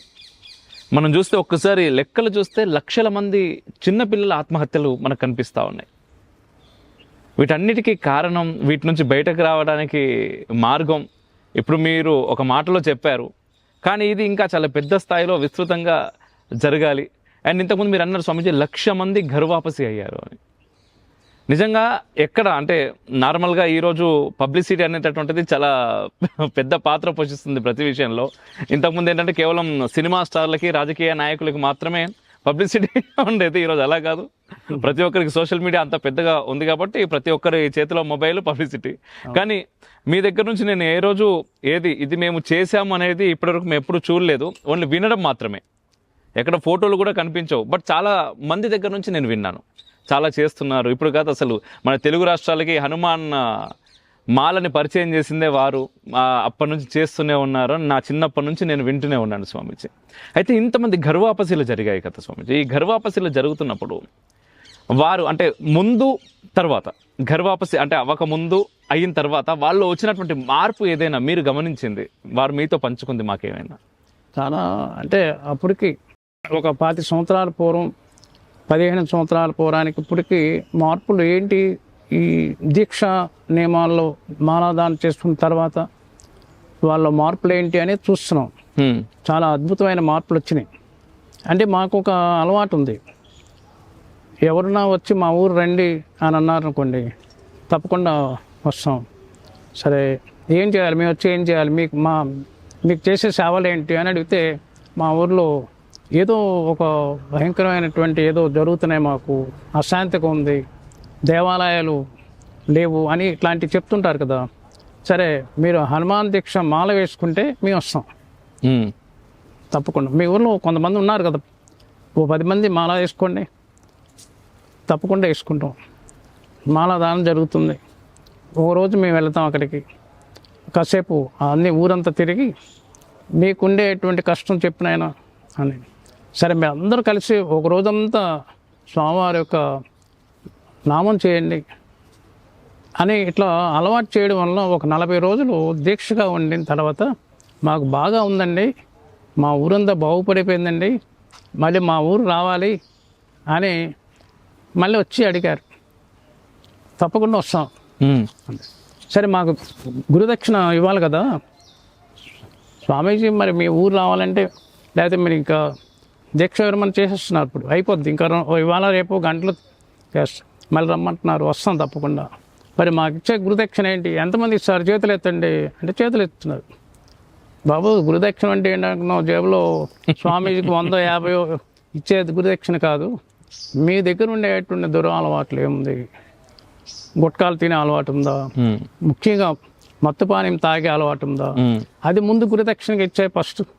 ఏదో ఒకటి పోనా, ఒకటైన తర్వాత రెండవది అని అంటే కొన్ని వేల మంది కుటుంబాలు ఈ గురుదక్షిణగా అన్ని శాఖానికి వచ్చారు. అంతా మత్తుపానీయాలు మానేశారు. చిన్నవాళ్ళు ట్రైబల్స్ ఉండేవాళ్ళు కూడా మానేశారు, తండాల దగ్గర కూడా మానేశారు. అంటే దాని యొక్క ప్రభావం అనిపిస్తుందంటే ఇదంతా హనుమత్ శక్తి తిరుగుతుంది. అది ప్రజలు, భక్తులు దాన్ని గమనించట్లేదు. ఏదో మాల వేసుకున్నాం, ఏదో పూజకి వేసాం, ఏదో గుడికి వెళ్ళాం, కొబ్బరికాయ కొట్టించాం, అయిపోయింది. అంటే ఇది మొక్కుబడిగా జరుగుతుందే తప్ప స్వామివారు మనస్ఫూర్తిగా అర్పిత భావంతో, ఆత్మార్పితంతో చేసేటువంటి భక్తి పూజ, భగవంతుడు అనేది మన దగ్గరికి వస్తాడు, మనం వెళ్ళడం ఏంటి అనేది హనుమత్ దీక్షా పీఠం చెప్పే మాట అన్నమాట. కాబట్టి నిష్కామ కర్మయోగంలో ఉంటే స్వామివారు మీ దగ్గరే ఉంటాడు అనేది పీఠం చెప్పేటువంటి మాట. ఇక రెండవ మాట ఏంటంటే కుటుంబ వ్యవస్థ. పిల్లలు ఇలా అవడానికి కారణం ఏంటంటే పెద్దవాళ్ళే సరిగ్గా లేరు. పెద్దవాళ్ళకి ఏంటంటే చిన్నప్పటి నుంచి కుటుంబం, పెదనాన్న, చిన్నాన్న, మేనమామ, మేనత్తలు, తాత, ఇలా అన్నీ కుటుంబం కలిసి ఉండేదన్నమాట. ఇప్పుడు అమ్మాయిని అడగడానికి వెళితే మీరు ఎంతమంది అన్నదమ్ములు, మీరేం చేస్తున్నారు, ఇవన్నీ అడుగుతున్నారు కదా. ఒక్కడే అబ్బాయా, మరి తల్లిదండ్రులు ఎక్కడుంటారు, తల్లిదండ్రులు లేకుండా ఒక్కడే ఉంటే ఇస్తాం అన్నారు పిల్లలు. అంటే సమాజంలో మార్పు రావాల్సింది పెద్దవాళ్ళ దగ్గర నుంచి రావాలి. పెద్దవాళ్ళు కలిసి ఉంటే కలది సుఖం అన్నట్లుగా కలిసి ఉండాలి. పిల్లలకి చెప్పాల్సిందేనండి, స్వామి వివేకానంద గురించి చెప్పాలి, భక్తి మార్గులు ఉండే రామకృష్ణ పరమహంస గురించి చెప్పాలి, హనుమంతుడి గురించి చెప్పాలి, రాముడి గురించి చెప్పాలి. ఇవన్నీ చెప్పట్లేదు ఇక్కడ. అసలు ఈ స్టోరీయే తెలియదు. రాబోయేటువంటి జనరేషను ఈయనెవరు అంటే రాముడు అంటే ఎవరు అంటే అలాంటి కాలం మళ్ళీ వస్తుందా అనిపిస్తుంది ఒక్కొక్క పరిస్థితుల్లో. అలా రాకూడదు, రావడానికి వీల్లేదు.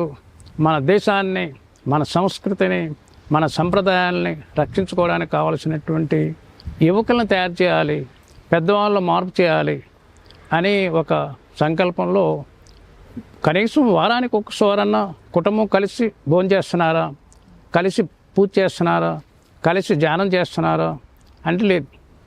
ఎవరికి వాళ్ళు వెళ్ళిపోతున్నారు అన్నమాట. ఇప్పుడు అమ్మాయి సాఫ్ట్వేరు, అబ్బాయి హార్డ్వేరు.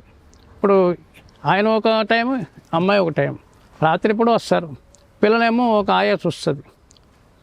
ఇట్లాంటి సమాజంలో మనం భారతదేశంలో ఉన్నామా, అమెరికాలో ఉన్నామా, ఎక్కడున్నాం అనే ఒక ప్రశ్న వేసుకోవాలి. నిజం. మన భారతదేశంలో ఉన్నప్పుడు భారతీయ సంప్రదాయాలను మనం అవన్నీ ఆచరణ చేస్తే మన పిల్లలు మనల్ని రక్షిస్తారు. ఏమవుతుంది, ఎవరో ఆయ చేసి ఎక్కడో హాస్టల్లో పడేసి వెళ్ళిపోతున్నాం. నెక్స్ట్ పెద్దవాళ్ళు అయిన తర్వాత మనల్ని ఏజ్ అయిన తర్వాత మళ్ళీ ఓల్డ్ ఏజ్ రూమ్లో వేసి వాళ్ళు వెళ్ళిపోతారు. అప్పుడు ఎక్కడ సంప్రదాయాలు ఎలా వస్తాయి? రావట్లేదు. కాబట్టి పెద్దవాళ్ళు మార్పు రావాలి. మన ధర్మం, సంస్కృతి, దేవాలయానికి సంబంధించినటువంటి ఇవన్నీ కూడా చెప్పట్లేదు. నిజం స్వామి. అండ్ ముఖ్యంగా మన దేశం కావచ్చు, సనాతన ధర్మం కావచ్చు, స్త్రీకి ఇచ్చేటటువంటి విలువ వేరు స్వామీజీ.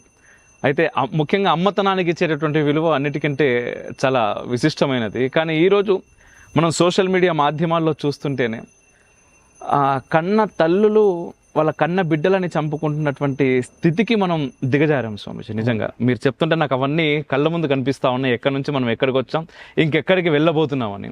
అయితే ఒక ప్రశ్న స్వామీజీ, ఇక్కడ హనుమాన్ అంటే ఆంజనేయ స్వామిని చిరంజీవి అని అంటూ ఉంటారు.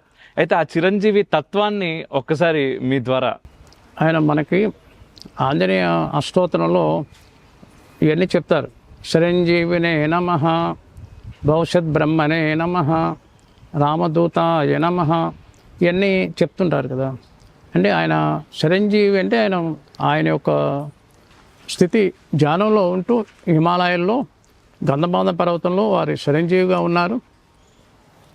వారి యొక్క శక్తి, ఆయన వైబ్రేషన్స్ మొత్తం కూడా ప్రపంచవ్యాప్తంగా వారిని తలిస్తే చాలు అది వచ్చేస్తుంది అన్నమాట. అది ఎట్లా అంటే ఇప్పుడు రాముడు కాలంలో త్రేతాయుగంలో వారు ఉన్నారు. వారు నిరంతరం రామనామంలో ధ్యానంలో ఉన్నప్పుడు రాములు వారు వెళుతూ ఉన్నారు.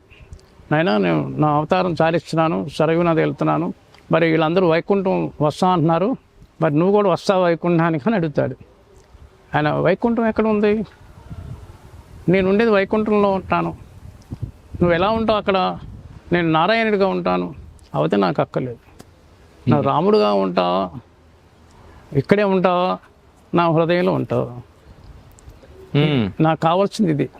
నువ్వు నారాయణుడిగా ఉంటావో వైకుంఠంలో మాకు అవసరం లేదు. నువ్వు రాముడిగా ఉండాలి, రామనామంగా ఉండాలి, రామమంత్రం నా హృదయంలో ఉండాలి అని ఆయన చెప్తాడు. నాకు మోక్షం అవసరం లేదు, వైకుంఠం అవసరం లేదు అన్నాడు. మరి వీళ్ళందరూ వస్తా అన్నది తీసుకెళ్ళు, వాళ్ళు అంటున్నారు కదా ఎక్కడో వైకుంఠం ఉందా అంటున్నారు కదా, వాళ్ళు తీసుకెళ్ళు అంటాడు. అంటే స్వామి హనుమ ఆయన చిరంజీవిగా మళ్ళీ కృష్ణ అవతారంలో మళ్ళీ దర్శనం అయింది. శ్రీకృష్ణ పరమాత్మకి మళ్ళీ దర్శనం ఇచ్చాడు కదా హనుమంతుడు. ఆయన ఆఖరిలో ఈ నామాన్ని చెప్పింది. ఇప్పుడు హరే రామ రామ రామ హరే హరే, హరే కృష్ణ కృష్ణ కృష్ణ హరే హరే అనే నామాన్ని ఎవరు చెప్పారు? ఈ నామం ఎలా వచ్చింది అంటే హనుమంతుడే ఈ నామాన్ని స్టార్ట్ చేశాడు ఫస్ట్. నేను ఈ వచ్చేది కలియుగం నాయన, ఇక నువ్వు ఇక్కడే ఉండు, నీకేం కావాలి, నాకేం అవసరం లేదు, మళ్ళీ కృష్ణావతారంలో చెప్పాడు కదండి. చెప్తే నువ్వు నా నామాన్ని స్మరిస్తూ నువ్వు భవిష్యత్తులో బ్రహ్మస్థానానికి వెళ్ళబోతున్నావు కాబట్టి నువ్వు ఉండు అని అన్నాడు. అప్పుడు కృష్ణుడి దగ్గర ఈ నామాన్ని చెప్పాడు అని మనకి పురాణాల్లో ఉన్నాయి. దీని ప్రమాణం తీసుకుంటే ప్రతి యుగంలో కూడా స్వామివారు ఉన్నారు, ఆయన చిరంజీవి చావలేదు అని మనం ఇప్పుడు తెలుసుకుంటే ఇప్పుడు వచ్చేస్తాడు. ఇప్పుడు వాయుస్వరూపుడు కదా, వాయునందుడు కదండి, ఆయన వచ్చేస్తాడు.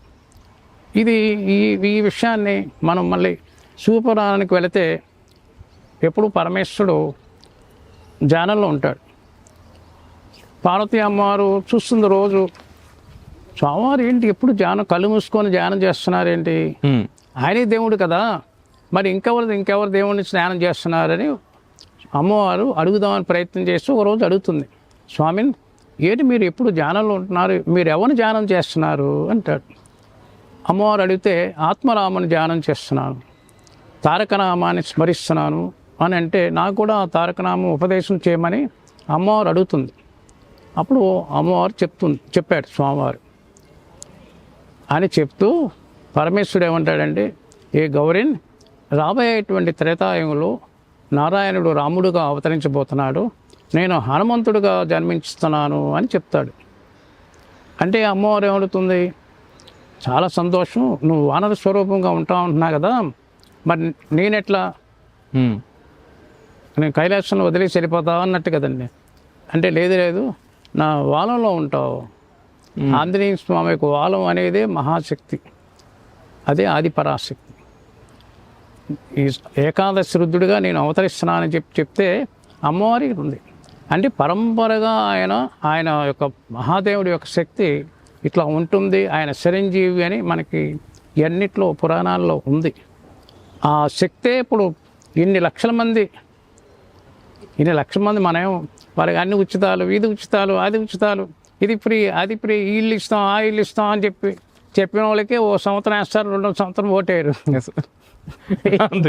నిజం, మనం ఏమి ఇవ్వట్లేదు, ఊరికే రామ అన్నాయన, ఓం శ్రీరామదూతాయన అన్నాయన అంటే వీళ్ళంతా ఎందుకు మన చుట్టూ తిరుగుతున్నారు, మనమే వాళ్ళని అడగట్లేదు, మేమే వాళ్ళకేం ఇవ్వట్లేదు. వజ్రాలు వైడూర్యాల కంటే విలువైనటువంటి ఆ వస్తువులు ఇస్తున్నాం, అమోఘమైనటువంటి వస్తువులు. ఆ వస్తువులు ఏంటంటే ఓం శ్రీరామదూతాయ నమః అని ఇస్తున్నాం. దాన్ని పట్టుకొని వీళ్ళందరూ ఒక స్థాయికి వెళ్ళిపోతున్నారు. మామూలు వాళ్ళు ఒక స్థాయికి వెళ్ళిపోయారు, 100,000 కోట్లకి అధిపతులు అయిపోతున్నారు. అంతా ఎలా అవుతున్నారు అంటే ఆ ప్రభావం అన్నమాట. ఇన్ని లక్షల మంది ఎలా అయ్యారు, ఆయన ప్రభావం. ఇవన్నీ వచ్చినప్పుడు ఇదంతా పెద్ద అడవి. హైదరాబాద్ వచ్చినప్పుడు ఊరికే తాడిబందులు ఉండేవాళ్ళం. ఇక్కడ ఇదే మీరు ఎదుర్కొన్న చిన్న 2 బాక్సుల 2 రూములు వేశారు మాకు. మరి ఒక సంవత్సరం అయ్యేసరికి ఆ గుట్ట పైన ఆంజనేయ స్వామి లేదు, గుట్ట ఉండేదండి, చిన్న గుట్ట.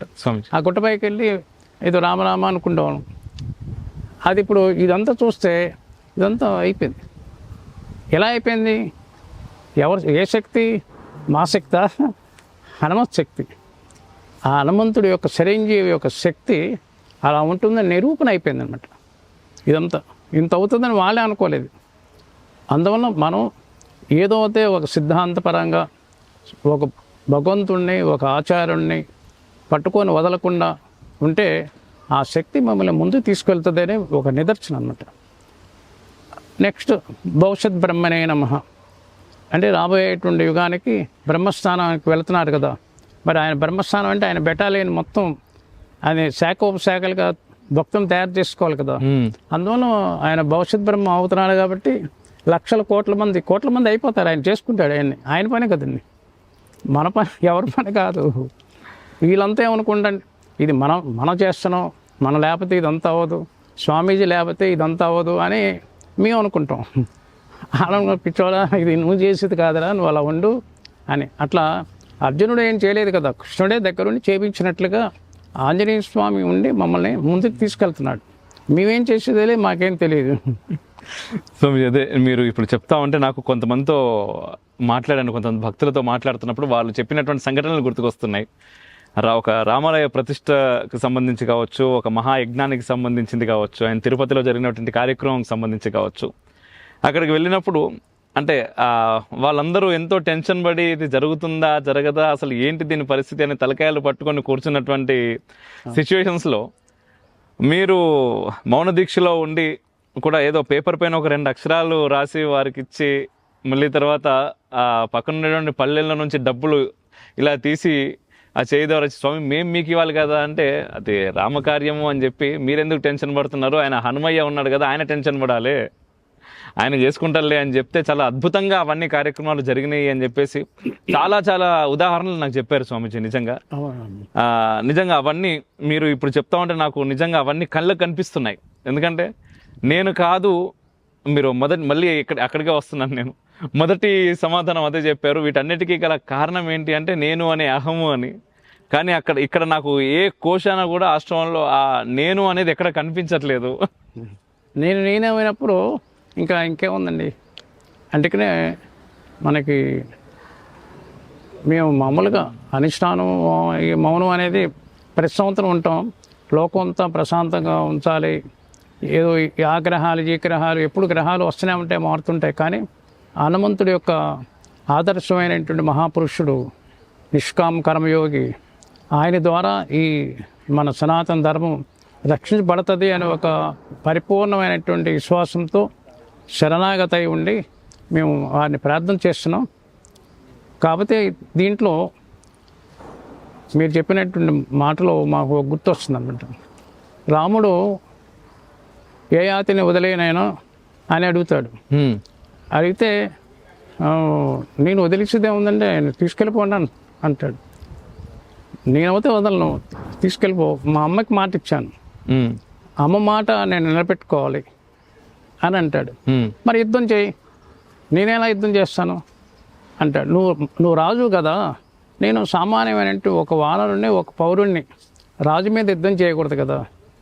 మరి ఎట్లా అంటే నువ్వు పరమాత్మ కదా, దేహాత్మ చూస్తే ఒక రాజు ఒక జీవుడు మామూలు పౌరుడు, జీవాత్మ పరమాత్మ చూస్తే నువ్వేమో పరమాత్మ నీ జీవుడిని. జీవుడు పరమాత్మ మీద ఎలా యుద్ధం చేస్తాడు? చేయడు కదా, నువ్వే యుద్ధం చేయి అంటాడు. మళ్ళీ పరమాత్మ యొక్క ఆత్మే పరమాత్మ అన్నప్పుడు అన్నిట్లో ఉండే పరమాత్మ ఒకటే కదా. నీలో ఉండే పరమాత్మ అహం బ్రహ్మస్మి, నేను బ్రహ్మనే, నువ్వు బ్రహ్మమే. ఇంక బ్రహ్మ ఏ యుద్ధం చేస్తారు రామచంద్ర అంటాడు అనమాట. అలా ఆ స్థితికి వెళ్ళినప్పుడు అలా అనిపిస్తుంది అని ఒక ఉదాహరణ కనిపిస్తుంది. నిజం స్వామీజీ. అప్పుడు బాణం వేస్తుంటే ఏమవుతుంది, ఆయన హృదయంలోకి వెళ్ళిపోతుంది, ఆయన్ని ఏమైపోద్ది అంటే ఆ స్థితి వెళ్ళినప్పుడు ఏం రాదండి. దానికి మహాత్ములు ఏం చెప్తారంటే నువ్వు సాధన చేసిన తర్వాత అప్పుడు బయటికి రా. ఇవాళ సమాజం అంతా సాధన లేకుండా ఏదో రకరకాల ఉపన్యాసాలు చెప్పేటువంటి రాజకీయ నాయకులు చెప్పేటువంటి ఉపన్యాసాలు మార్గంలో వెళితే ఉండంటే అది ఎప్పటికైనా పతనం అయిపోతాడు అని మా పెద్దలు చెప్పినటువంటి మాట అన్నమాట. విజయవాడలో ఆ పీఠాన్ని స్థాపించినటువంటి పెద్దవాళ్ళందరూ కూడా అందరూ మీకు ముందే చెప్పాను, నిష్కామకర్మ ఏది ఆశించకుండా అంతా దాన ధర్మం చేశారని చెప్పన్నాం కదా. స్వామి హనుమంతుడి యొక్క అనుగ్రహం ద్వారానే ఎన్నో కార్యాలు చేశారు వారు. ఆయన ద్వారా మాకు ఇచ్చారు ఆ శక్తి ద్వారా మేము ముందుకు వెళ్ళిపోతూ ఉన్నాం స్వామీజీ. అయితే మరొక స్వామీజీ, అయితే ఇప్పుడు జరగబోయే దాంట్లో ఒక అద్భుతమైనటువంటి కార్యక్రమం, ఒక కోటి హనుమాన్ చాలీసా సంకల్పం మీ మాటల ద్వారా వినడం జరిగింది. దానికి సంబంధించి ఒకసారి మన ప్రేక్షకులకి. సంకల్పంలో గో సంరక్షణ, స్త్రీ సంరక్షణ, దేవాలయ సంరక్షణ, భారతదేశ సంరక్షణ, సనాతన హిందూ ధర్మ సంరక్షణ, ఈ 5 కూడా ప్రతి పౌరుడు గుర్తుపెట్టుకోవాల్సినటువంటి అంశం అన్నమాట. దీంట్లో అంతర్ముఖంగా విద్యాలయం, వైద్యాలయం, న్యాయాలయం, దేవాలయం అంటే ఈ 4 మళ్ళీ లింక్ ఉంటుంది అన్నమాట, ఒకదానికి ఒకటి. అంటే ప్రతి పౌరుడు కూడా, ప్రతి భారతీయుడు కూడా, నువ్వు క్రిస్టియనా, ఇస్లామా, హిందూ అని కాదు, ప్రతి భారతీయుడు, భారతదేశంలో పుట్టినటువంటి వాళ్ళందరూ కూడా హైందవ సనాతన ధర్మానికి సంతతి, మనందరం కూడా వారసులం. ఆ వారసత్వాన్ని తండ్రి గారు ఇచ్చినటువంటి ఆ పొలాలు ఆస్తులన్నీ తీసుకోవడానికి సిద్ధంగా ఉంటున్నప్పుడు మన గురువులు ఇచ్చినటువంటి ఆ సంప్రదాయాన్ని తీసుకోకపోతే ఏమవుతుంది? దేశం తాలూకా మనం కూడా పతనం అయిపోతాం. రాబోయేటువంటి కాలంలో నువ్వు చేసేది లేదు, చెప్పేది లేదు, ఇక ధనంలోనే ఉంటావు, ధనంలోనే పోతావు. కాబట్టి నువ్వు చేయాల్సింది ఏంటి? మన ముఖ్యమైనటువంటిది గోవుల్ని రక్షించుకోవడం. గోవుల్లో అమోఘమైనటువంటి ఔషధ గుణాలు ఉన్నాయని మనకి పంచామృతాలు అంటారు, పంచగవ్యాలు అంటారు. గోవు పక్కన ఉంటే దాని యొక్క శ్వాస ద్వారానే ఆరోగ్యం వస్తుంది అంటున్నారు, పొల్యూషన్ మొత్తం ఇస్తుంది అంటారు. ఇవన్నీ చెప్తున్నారు కదా. మరి ఎందుకు నీ గోవును నువ్వు ఎందుకు ఆరాధన చేయలేకపోతున్నావు, ఆదరించలేకపోతున్నావు అంటే శ్రద్ధ లేదు. మన హిందూ ధర్మం మీద, హిందూ శాస్త్రాలు, వేదాల మీద, దేవత ఆరాధనలో నీకు పూర్తిగా నమ్మకం లేదు. మన హిందూ సమాజానికి దేవుళ్ళకి పూజలు చేస్తున్నారు, కొబ్బరికాయలు కొడుతున్నారు, మొక్కుబళ్ళు కొడుతున్నారు, నాకేదో వస్తుందని చేస్తున్నారు. వస్తుంది, గ్యారంటీకి వస్తుంది, కానీ తద్వారా సమాజానికి నువ్వేం చేయలేకపోతున్నావు, మళ్ళీ అదే రియాక్షన్ వస్తుంది. కాబట్టి గో సంరక్షణ అవ్వాలి, స్త్రీ సంరక్షణ జరగాలి. ఇవాళ మీ అందరికి తెలుసు, టీవీల్లో పేపర్లు వస్తున్నాయి, రోజుకి కొన్ని లక్షల సంఖ్యలో హిందూ కన్యలు, హిందూ స్త్రీల్ని కిడ్నాప్ చేసి ఇతర దేశాలు అమ్మేస్తున్నారు అని పేపర్లో, టీవీలో వస్తుంది. నిజం సార్. రాజకీయ మీ ఫోటోలు ఎవరు వెళ్ళి రాజకీయ నాయకులు చెప్పారని వెంటనే దాన్ని కమిటీ వేసామండి అని ఓ పేపర్ స్టేట్మెంట్ ఇచ్చారు, దండం పెట్టి ఊరుకుంటాడు, అంత అయిపోయింది. ఆయనకేం పోయింది? జరిగినంతకాలం జరిపించుకుందాం, జరిగినంతకాలం సీట్ ఉంటుంది, జరిగినంతకాలం ఆయనకు కావాల్సినంత ఉంటుంది. ఇప్పుడు పోయిన తర్వాత చూద్దాం అనుకునే పరిస్థితి వచ్చేసింది అన్నమాట. కాబట్టి మన హిందూ స్త్రీల్ని మనం కాపాడుకోవాలి. ఇందాక మీరు అన్నారు ఇట్లాంటి కేవలం హిందువులా కాదా అని ఈ మధ్యన రకరకాల జరిగినాయి. హిందూ స్త్రీల్ని మానభంగాలు చేసేస్తున్నారు. అంటే నెక్స్ట్ జనరేషన్ పెరగకూడదు, హిందువులు పెరగకూడదు, సంకరజాతి రావాలి. అది వాళ్ళ యొక్క ప్లాన్ అన్నమాట. దాని ప్లాన్ ప్రకారం వెళ్తున్నారు. మన హిందూ సమాజానికి ప్లాన్ లేదు అని మాకు అనిపిస్తుంది అన్నమాట. మరి ఆ ప్లాన్ ప్రకారం వెళ్ళాలంటే మనం గ్రామ స్థాయికి వెళ్ళాలి, కింద స్థాయికి ఫౌండేషన్ ఎక్కడ తేడా ఉందో అక్కడికి వెళ్ళిపోవాలన్నమాట.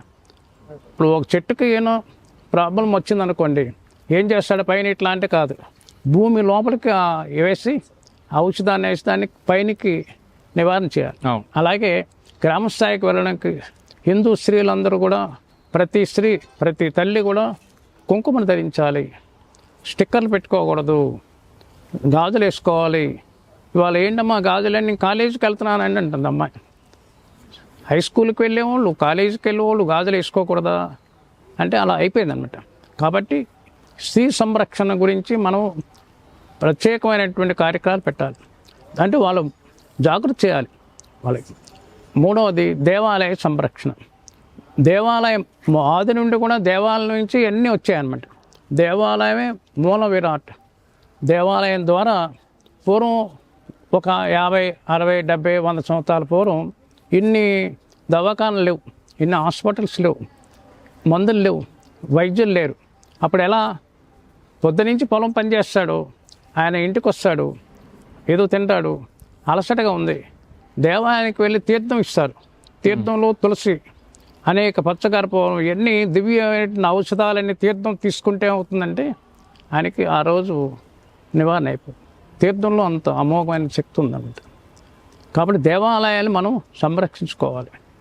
ఒకటే కాదు, అనేక రకాలు. మీకు ఏ కష్టం వచ్చినా దేవాలయం పూజారికి వెళ్ళి అయ్యా ఇట్లా ఉంది అని బాధలు చెప్పుకునే పరిస్థితి, వినే పరిస్థితి, దాన్ని నివారణ చేసేటువంటి పరిస్థితి ఉండేది పూర్వం రోజుల్లో ఉండేది. ఇప్పుడు వినేవాళ్ళు లేరు, చెప్పేవాళ్ళు లేరు, సమయం లేదు. అసలు ముఖ్యంగా సమయం లేదు, ఎవరికి సమయం లేదు, టైమే లేదంటున్నారు. టైం లేనప్పుడు మనం చేసేది ఏం లేదు. అలాగే భారతదేశ సంరక్షణ. భారతదేశ సంరక్షణ అంటే ఇవాళ నిన్న మొన్నటి దాకా చూస్తుంటే పాకిస్తాన్, ఇండియా యుద్ధాలు వచ్చినాయి కదండి. బంగ్లాదేశ్ కూడా ఆయన కూడా యుద్ధం చేస్తా అంటున్నాడు మనమే, భారతదేశం. మరి ఎట్లా? మొన్న అంతముడు దాకా ఇప్పుడు వరకు రష్యా, ఉక్రెయిన్ యుద్ధాలు జరిగినాయి. యుద్ధాలు జరిగినప్పుడు ఆ దేశంలో ఉండేటువంటి వాళ్ళందరూ ఇతర దేశాలకు వెళ్ళిపోండి అని చెప్తే ఇతర దేశాలకి వెళ్ళిపోయారు. మన భారతదేశం మీదే యుద్ధం వచ్చిందనుకోండి, బాబు హైదరాబాద్ మీద వాళ్ళు పాకిస్తాన్ వాడు ఏదో బాంబు వేస్తాడంట, ఈ దేశం వదిలి ఇతర దేశం వెళ్ళిపోండి అన్నాడు అనుకోండి, ఏ దేశం వెళ్తారు? మన చుట్టూ ఉండేటువంటి రాజ్యాలన్నీ, ఇటు పాకిస్తాన్, బంగ్లాదేశ్, ఆఫ్ఘనిస్తాన్, టర్కీ చుట్టూ ఉన్నాయన్నీ అయ్యే. మనల్ని ఏ దేశం వాడు భారతీయుని రానియడం అనమాట. ఎక్కడ ఖాళీ ఉందండి? హిందూ మహాసముద్రం ఒకటే ఖాళీ ఉంది, దాంట్లో వెళ్ళి పడాలి. మరి మన రిఫ్లెక్షన్, మన ఛానల్ ముందు చూసేటువంటి ప్రేక్షకులు, భక్తులు, హనుమాన్ దీక్ష భక్తులందరూ కూడా మరి మన దేశాన్ని మనం రక్షించుకుందాం, హిందూ మహాసముద్రం పడదాం అని ఆలోచన చేయమని ప్రేక్షకులందరినీ కూడా అడుగుతున్నాం అన్నమాట. మరి అలాగే హిందూ ధర్మ సంరక్షణ ప్రతి గ్రామాల్లో, ప్రతి దేవాలయంలో, ప్రతి ఇంట్లో కనీసం నీ ఇష్టదేవత ఆరాధన ధ్వజం ఉండాలి, కాషాయ వర్ణం ధ్వజం ఉండాలి ఇంటి పైన. ఇంటి ముందు చిన్న తులసి వృక్షం ఉండాలి. అలాగే ప్రతి ఇంట్లో రామనామం అందరూ కూర్చొని 1 గంట మాత్రమే, 24 గంటలు భగవంతుడు టైం ఇచ్చినప్పుడు 1 గంట సమయం మన కోసం చేయడం, భగవంతుడి యొక్క అనుగ్రహం ద్వారా మనకి ప్రశాంతమైన జీవనం వస్తుంది కాబట్టి మనం చేయాలి ఇదంతా అని ఆ సంకల్పం కలిగించడం కోసమే ఈ 108 గ్రామ సందర్శన అనే కార్యక్రమం జరుగుతుంది. ప్రకృతిలో అనేక మార్పులు చేస్తున్నాయి. అది ఇవ్వడం వల్ల కాదు, ఆపే శక్తి ఎవరికి లేదు. మానవుడు సూర్యమండలం వెళ్తాను, చంద్రమండలం వెళ్తాం, ఆ మండలం వెళ్తున్నాడు, ఈ మండలం వెళ్తున్నాడు, కానీ ఆయనలో ఉండే మండలానికి వెళ్ళైపోతున్నాడు.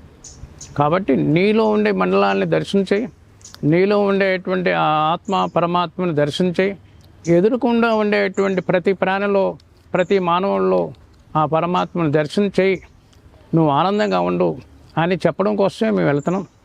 మరి ఈ గాలి వాతావరణం ఇస్తున్నాడు, మంచి వృక్షాలు ఇచ్చాడు. ఏమన్నాం, వాయుదేవుడు అంటున్నాం. వృక్షాలు కూడా దేవుడని మొక్కుతున్నాం. అక్కడ పాములు తిరుగుతూనే ఉంటాయి, పాములు వస్తాయి, అది నాగేంద్రుడని మొక్కుతున్నాం. చిన్న బండ ఉంది, అది ఊరు పొరుమేరు దేవత అని మొక్కుతున్నాం. బుడ్రాయని మొక్కుతున్నాం. మరి చెట్టుకి, పుట్టకి, గుట్టకి మొక్కేటువంటిది ఉన్నటువంటి ధర్మం ఏదన్నా ఉందంటే అదే సనాతన హిందూ ధర్మం. అదే సనాతన అంటే ఇది ఎప్పుడో ఈనాటిది కాదు, సనాతన పురాతనమైనటువంటిది. పురాతన ధర్మం ఏంటి? దేవుడు కాదు, ప్రతి ప్రాణిలో, ప్రతి పక్షిలో, ప్రతి జీవులో, ప్రతి వృక్షంలో నువ్వు దర్శించు అని చెప్పేటువంటిదే సనాతనమైనటువంటి ధర్మం. మరి ఆ ధర్మాన్ని మనం రక్షించుకోవడం కోసం ఈ గ్రామ సందర్శన, కోటి హనుమాన్ చాలీస పారాయణం, ఈ రామనామం. పూర్వం ప్రతి ఇంట్లో రామనామం రాస్తుండేవారు, ఇప్పుడు రామనామం లేదు. ఎవరింట్లో చూసినా పూర్వం రేడియో ఉండేది, తర్వాత టీవీ వచ్చింది, సీరియల్ జరుగుతుంటుంది. ఎవడో వస్తా లోపలికి సామాన్లన్నీ మూట కట్టుకొని తీసుకెళ్ళిపోతున్నా వాడు చూడలేని పరిస్థితి. అంటే అక్కడ అయిపోయిందండి. ఇవాళ ప్రతి వ్యక్తి దగ్గర సెల్ ఫోన్స్ వచ్చేస్తున్నాయి. సెల్ ఫోన్స్ రావడం వల్ల చూస్తూనే ఉంటాడు, తిరగేస్తూనే ఉంటాడు, రాత్రి ఎంత అయిందో తెలియదు. అనేక రకాలైనటువంటి మార్పులు జరుగుతున్నాయి గ్రహ ప్రభావం వల్ల. మన యొక్క ముందు ప్రకృతిని బాగు చేసుకోవాలి. ప్రతి గ్రామాల్లో చెట్లు నాటాలి, గాలిని పొల్యూషన్ లేకుండా చూసుకోవాలి, మందులు వేయకుండా ఆహారాన్ని పండించుకోవాలి, నీరుని శుద్ధం చేసుకోవాలి. ఇవన్నీ చేయకుండా నువ్వు ఏదో సాధిస్తావు అంటే ఏం సాధిస్తావు?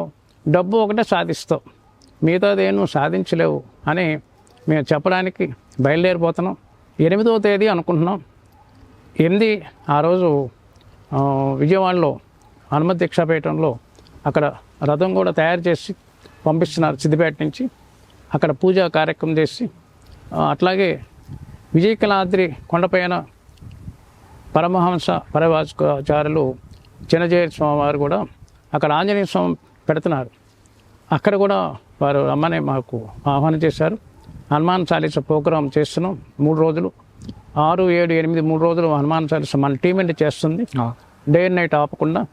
అక్కడ కూడా దర్శనం చేసుకొని మేము బయలుదేరే ప్రోగ్రాం జరుగుతుంది. కాబట్టి ఈ దేశ ప్రజలందరికీ, హనుమాన్ దీక్ష స్వాములకు, ముఖ్యంగా ఈ మార్గంలో రావడానికి కావలసినటువంటి శక్తిని హనుమంతుడి ద్వారా, హనుమంతుడి యొక్క శక్తి ద్వారా సనాతన ధర్మాన్ని మనం రక్షించుకుందాం అని మీ అందరికీ ఆహ్వానం చేస్తున్నాం.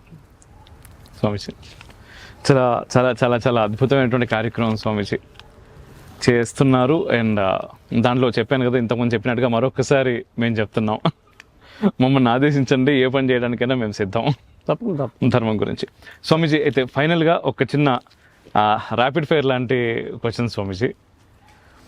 కొన్ని పదాలు చెప్తాను, దానికి మీ ద్వారా నిర్వచనాలు. ధర్మం అంటే ధర్మం అంటే సాటి మనిషిని మనం ప్రేమించడం ధర్మం. ప్రధానమైనటువంటి మనల్ని రక్షించుకుంటూ పరుల్ని మనం రక్షించడం, సాటి మనిషిని ప్రేమించడం ధర్మం. ధర్మం అనేక రకాలు మారిపోతూ ఉంటుంది.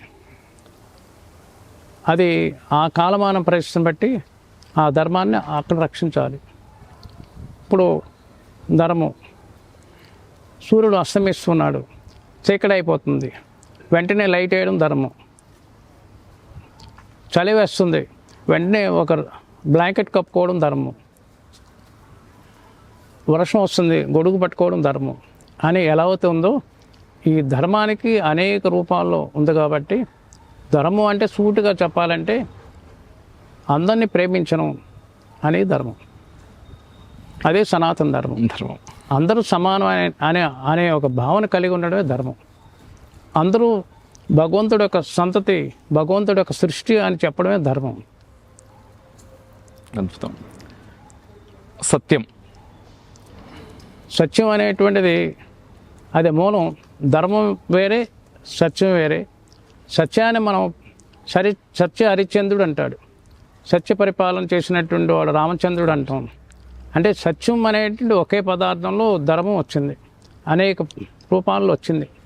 మూలం సత్యం, ఆయనే భగవంతుడు. దీక్ష ఏదైతే నువ్వు మొదటి నుంచి ఒక మార్గం, ఇది మార్గం అని అనుకున్నావో ఆ మార్గాన్నే దీక్షగా భావన చేసి ఆఖరి వరకు అదే దీక్షలో వెళ్ళాలి. గంటకి మార్చేటువంటిది అది దీక్ష కాదు. ఇప్పుడు సమాజంలో ఏంటంటే రకరకాలుగా ఆ దేవుడు అంటే ఆ దేవుడు, ఈ దేవుడు అంటే ఈ దేవుడు, లేదంటే ఇంకా రాజకీయాలు అంటే వేరే పార్టీలు అనుకోండి. దీక్ష అంటే మనం అనుకునే సాధించేంతవరకు కూడా ఆఖరి వరకు పట్టుదలతో ముందుకు సాగడమే దీక్ష. సన్యాసం అంటే సమాజంలో ఏమనుకుంటారంటే కాషాయ వస్త్రం ధరించినటువంటి వారే సన్యాసి అంటారు. నా కర్మన నా ప్రజాధనేన త్యాగేనేన అమృతత్వం మానస్సు. త్యాగం ద్వారానే ఆ అమృతత్వం వస్తుంది అని మనకి శాస్త్రాలు చెప్తున్నాయి. బ్రహ్మచర్యాస్త్రం, గృహస్థాస్త్రం, వానప్రస్థాస్త్రం, సన్యాసాస్త్రం అంతా ఈక్వలే. అన్నిటికీ మూలం గృహస్థాస్త్రం, దీనికి మూలం బ్రహ్మచర్యాస్త్రం. బ్రహ్మచర్యం ద్వారా గృహస్థాస్త్రం. ఈ సన్యాసాస్త్రం అనేటువంటిది అది అగ్నిపర్వతం లాంటిది అనమాట. అగ్నిపర్వతం మీద కూర్చున్నట్టుంటుంది. అది ఎప్పుడు ఏ టైంలో పేలితే తెలియదు, ఆ కూర్చున్నవాడికి తెలియదు, అది తెలిస్తే ఆయనకి తెలుస్తుంది. మరి ఈ సన్యాసాస్త్రం అనే ఆచరణ అంటే ఇప్పుడు హనుమద్దీక్ష వేయటం సన్యాసాస్త్రం కాదు. గృహశాస్త్రంలో ఉండి సన్యాసి దీక్ష నియమాన్ని పాటించడం. ఓకే. హనుమద్దీక్ష వేయటం మా గురువులు చెప్పింది. అంటే నువ్వు సన్యాసం అని చెప్పి నువ్వు ఏదో హిమాలయాలకు వెళ్తే కాదు, నువ్వు ఇక్కడే ఉండి ఇవన్నీ ఆచరణ చేయి. ఆ సన్యాస ఆశ్రమం అని అంటే అన్నీ సన్యసించను, అన్నీ సన్యసించినటువంటి వాడే సన్యాసాశ్రమం. మనకి భగవద్గీత కూడా అదే చెప్పింది. మరి ఈ వస్త్రం మన సమాజంలో జనం ఏమనుకున్నారంటే ఈ వస్త్రాలు వేసుకున్నటువంటి వాళ్ళే సన్యాసి అంటారు. నాకు ఏది అవసరం లేదు, నిష్కామ కర్మయోగే సన్యాసి. నిష్కామ కర్మయోగి సన్యాసి. నిష్కామ ఏది అవసరం లేదు నాకు అన్నవాడే సన్యాసి. ఆ మార్గానికి రావాలి అందరు కూడా. ఇక్కడ అనిపిస్తుంది స్వామీజీ, యాక్చువల్గా గృహస్థాశ్రమంలో ఉంటూ దీక్ష అన్నప్పుడు నాకు అనిపిస్తుంది అంటే ఆ గృహస్థాశ్రమంలో ఈ సమాజమే కుటుంబము, నాకేది అవసరం లేదు, సమాజానికి అన్నీ కావాలి, సమాజం కోసం అన్నీ కావాలి. అది అందువల్ల అంటే ఇప్పుడు మామూలుగా ఏంటంటే ఒక గృహశాస్త్రం అంటే ఈ సమాజం అంతా గృహమే. ఒక ఇంట్లో ఎవరైతే పిల్లలు ఉంటారు ఒక ఇంట్లో, కానీ వీళ్ళందరూ మా పిల్లలే కదా, ఇదంతా మనదే కదా అనేటువంటి ఆలోచన. వాళ్ళకి ఏం కావాలో ఇవ్వడమే. తండ్రి యొక్క తల్లి యొక్కది అంటే ఇస్తూ ఉండడమే. మరి అలాంటి మార్గం రావాలంటే చాలా సాధన చేయాలి. మహాత్ముల యొక్క ప్రవచనాలు వినాలి, మహాత్ముల యొక్క సేవలు చేయాలి, వాళ్ళ దర్శనాలు పొందాలి, వాళ్ళ స్పర్శం మనం పొందాలి. ఇవన్నీ చేస్తేనే వస్తుంది. మా చిన్నప్పటి నుంచి కూడా ఎక్కువ సాధులతో సంపర్కం. మా తాతగారి దగ్గరికి మా గురువుల దగ్గరికి. పెద్ద పెద్ద సాధులు, అఘోరి, దిగంబర్లు, ఇలా పెద్ద పెద్ద జటలు ఉండేవాళ్ళు వచ్చేవారు అనమాట చిన్నప్పుడు. వాళ్ళంతా వాళ్ళతో ఉండేవాళ్ళు అనమాట. అంటే ఆ సంపర్కం కావాలి. ఇప్పుడు ఈ సమాజంలో ఏంటి, వాళ్ళు ఏదో రెడీమేడ్ బుక్కులు చదివి వచ్చేస్తే కాదు. అంటే విషయం తెలుస్తుంది, కానీ మిఠాయి ఎలా ఉంటుంది, తీగా ఉండబోడను అని ఉంటుంది, అందరికి తెలిసిన మాటే కదా. తినకంటే ఎలా తెలుస్తుంది, ఎక్స్పీరియన్స్ చేస్తే తప్ప. అట్లా దాంట్లో అనుభవంలో దాంట్లో పూర్తిగా నిమగ్నం అవ్వాలి, ములగాలి. నిజం నిజం. ములిగితే అప్పుడు అనుభవం వస్తుంది అనమాట, లేకపోతే రాదు అని మాకు పెద్దలు చెప్పారన్నమాట, మా గురువులు చెప్పినమాట. బాగుంది స్వామీజీ. రాజకీయం అరాజకీయం రాజకీయం అనేది అరాచకం అయిపోయింది. అది ఇప్పుడు మేము కూడా మా పూర్వం మా తాతగారు, తండ్రి గారు, అమ్మగారు అంతా స్వతంత్ర ఉద్యమం కోసం, ఉద్యమంలో దేశం అంటే మట్టి మట్టి కాదు, దేశం అంటే ప్రజలని, ఇది మనుషులు మారాలి, దేశం ఒక సుభిక్షం కోసం మొత్తం త్యాగం తీసి జైలుకి వెళ్ళారు. జైలుకి వెళ్ళిన వాళ్ళందరూ ఇప్పుడు ఏమీ లేదు, అంత త్యాగం చేశారు. ఇవాళ రాజకీయం పక్కనోడి జేబులో డబ్బులు తీసి ఖర్చు పెట్టి వారి సీట్లో వెళ్ళేంత వరకు పక్కనోడిని ఉపయోగించుకునే రాజకీయం అయిపోయింది. కాబట్టి చాలా కష్టంగా ఉందన్నమాట. ఇదివరకు ఉండే రాజకీయం, ఇప్పుడు రాజకీయం, ఏ రాజకీయం అయినా సరే, ఏ పార్టీ అయినా సరే, రాబోయేటువంటి వాళ్ళలో సనాతన ధర్మం ద్వారానే ఈ మార్పు రావాలి తప్ప ఈ రాజకీయాలతో సాధ్యపడదు అని మాకు అనిపిస్తుంది అన్నమాట. అట్లా అంటే ఎవరైనా ఉండొచ్చు, ఏ పార్టీ అయినా ఉండొచ్చు, ధర్మం ద్వారానే ఈ మార్పు రావాలి. రాజకీయాల ద్వారా అవుతుంది అనేది ఇది భ్రమ అని మాకు అనిపిస్తుంది అన్నమాట, మా పెద్దలు చెప్పిన మాట. అట్లా మంత్రం, అమోఘమైన మంత్రం అంటే మాకు తెలిసిన మంత్రం ఓంకారం. యంత్రం యంత్రం అనేటువంటిది నీలోనే ఉంది. యంత్రం ఎక్కడ లేదు. ఇప్పుడు చాలామంది ఏమండి స్వామి యంత్రం ఇస్తారా అంటారు. యంత్రం అంటే ఏంటి అంటే ఏదో రాయిస్తారు. అవన్నీ ఎందుకయ్యా, యంత్రం అంటే నీలోనే ఉంది కదా, ఇలా చూడు, ఏం చప్పుడు వస్తుందా, వస్తుందండి, అదే యంత్రం, దాన్ని జాగ్రత్త చూసుకో. సరే ఇలా కాసేపు ఇది బంద్ చేయి అంటే బంద్ చేసాన్ని ఆపలేకపోతున్నావు అంటే అదే మహామంత్రం. దీన్ని ఆపు చెప్తుంది, ఏంటో చెప్తుంది కదండి. అలా యంత్రం ఎన్ని అవసరం లేదు. నీలో ఉండేటువంటి అమోఘమైనటువంటి శక్తి, ఆ ఆత్మ పరమాత్మ నీలో ఉంది. ఇక్కడ ప్రతి రెప్పపాటు, ప్రతి సెకండ్ ఏంటి, ప్రతి ఇదిలో కొట్టుకునే ఉంటుంది మహాయంత్రం. నీకు మంచి జ్ఞానం అనేటువంటి ఇది ఇచ్చాడు, మానవ జన్మ ఇచ్చాడు. అంతకన్నా ఇంక కావాల్సిందండి, దాన్ని ఉపయోగించుకో అని చెప్తున్నాం అన్నమాట. మోక్షం, మోక్షం మోక్షం మోక్షం అనేటువంటిది బజార్లో దొరికేది కాదు. ఎవరికి వాళ్ళగా స్వస్వాదనలో చేసుకొని మోక్షాన్ని పొందాలి అని జనరల్గా మేము చెప్పే మాట. కానీ అసలు మోక్షం అనేటువంటిది ఇందాక చెప్పాం, జీవించి ఉన్నప్పుడే మోక్షాన్ని పొందాలి. ప్రజలందరూ గుర్తుపెట్టుకోవాలి, జీవించి ఉన్నప్పుడే మోక్షాన్ని పొందాలి. నీకు గుర్తున్నప్పుడే మోక్షాన్ని పొందాలి. గుర్తు లేనప్పుడు మోక్షం అనేది నీకు అవసరం లేదు. నువ్వు గుర్తున్నప్పుడే అది మోక్షం పొందాలి. అది మీ గురువులు చెప్తారు, మీ గురువులు చెప్పినట్టు చేయండి. సాధ్యమా స్వామిజీ? అది మేము జీవించి ఉన్నప్పుడే మేము మోక్షాన్ని పొందామని మా గురువులు గారు చెప్పారు. మా గురించి మేము చెప్పక్కర్లేదు, మా గురువు గారు చెప్పారు. మేము జీవించి ఉన్నప్పుడు మోక్షం పొందాం అని అని అని అన్నాం అనుకోండి, మీరు ఎలా పొందారు అడుగుతారు కదా, వాళ్ళు అడుగుతారు కదా, ప్రేక్షకులు చూస్తున్నారు, అడుగుతారు కదా. అడిగితే నువ్వు నిష్కామ కర్మయోగం ఉంటే అదే మోక్షం. అదే మోక్షం.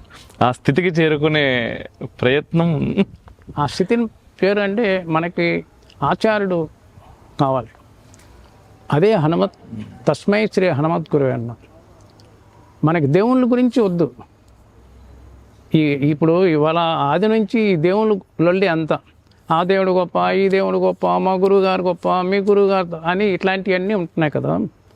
అసలు దేవుడు సబ్జెక్టే కాదు, అసలు విషయమే కాదు. మనకు కావాల్సింది నువ్వెవరో నువ్వు తెలుసుకోవడానికి ఒక గురువు కావాలి. ఆయనే ఈ కలియుగానికి అన్నిటికీ నిష్కామ కర్మయోగం కావాలి. మనకు ప్రత్యక్షంగా కనిపించేడు సూర్యభగవానుడు కనిపిస్తున్నాడు కదండి. ఆయన యొక్క శిష్యుడు హనుమంతుడు. ఆయన దగ్గర నవ్వాకన్ పండితుడు కదా, ఆయన నేర్చుకున్నాడు కదా. ఆయన్ని పట్టుకోవాలి గట్టిగా. ఆయన పట్టుకుంటే మీకు గమ్యం చూపిస్తాడు, గ్యారంటీ. ఆ గ్యారంటీ మాది. ఇక్కడ మా ముందే ఉన్న స్వామి ఆయన ఇప్పుడు రామనామంలో నిరంతరం ధ్యానాలు ఉన్నారు. ఆయన రప్పించడానికి ఆయనకి ఎన్నో మూలమంత్రాలు ఉన్నాయని శాస్త్రం చెప్తుంది, పెద్దలు చెప్తున్నారు, పండితులు చెప్తున్నారు.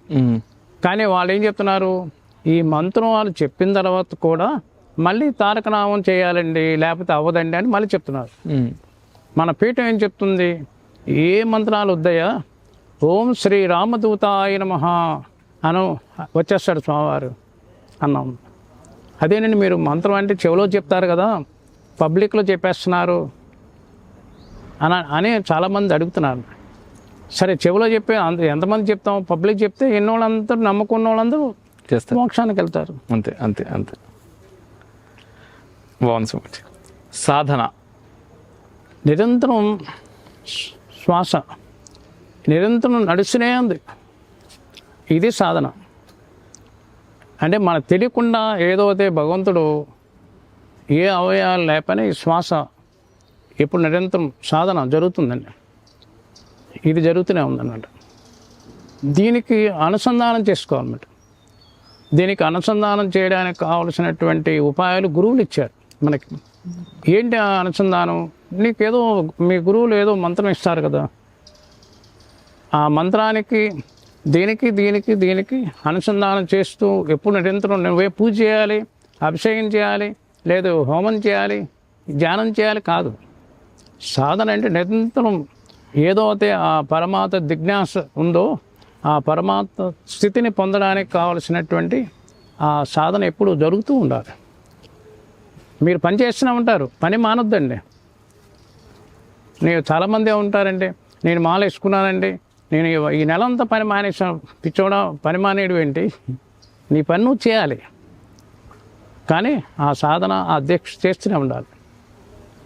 అసలైనటువంటి మీరు అడిగిన సాధన సమాజంలోని సాధనకి తేడా ఉంది. మీకు చెప్పేదానికి అసలు వంతు ఉండదు. అది అర్థం కానిటువంటి విషయం. మా గురువులు చెప్పిన మాట. ఆ సాధన చేయడానికి కావలసినటువంటిది ఏదవుతుందో అది గురుముఖంగా రహస్యమైనటువంటి గుహ్యాతి రహస్యమైన యోగాన్ని అడిగినోటికి చెప్పినైనా అని పరమాత్మ చెప్పాడు కదా భగవద్గీతలో. అలా మా గురువులు కూడా చెప్పారు. ఆ సాధనని మీ ముందు అందరికీ చెప్పే మాట ఏంటంటే, నిరంతరం నువ్వు ఇష్టమైనటువంటి ఒక నామాన్ని తీసుకొని శ్వాస ద్వారా తీసుకోవాలన్నమాట. అది సాధన. ఒకటి గోమాత, దాని పేరే మాత. గోమాత, భూమాత, భారతమాత. అసలు గోమాతలోంచి అన్నీ పుట్టినాయి. అమృతం వచ్చిందంటే ఆ అమృతం ఎలా వచ్చింది? గోమాత దగ్గర వచ్చింది.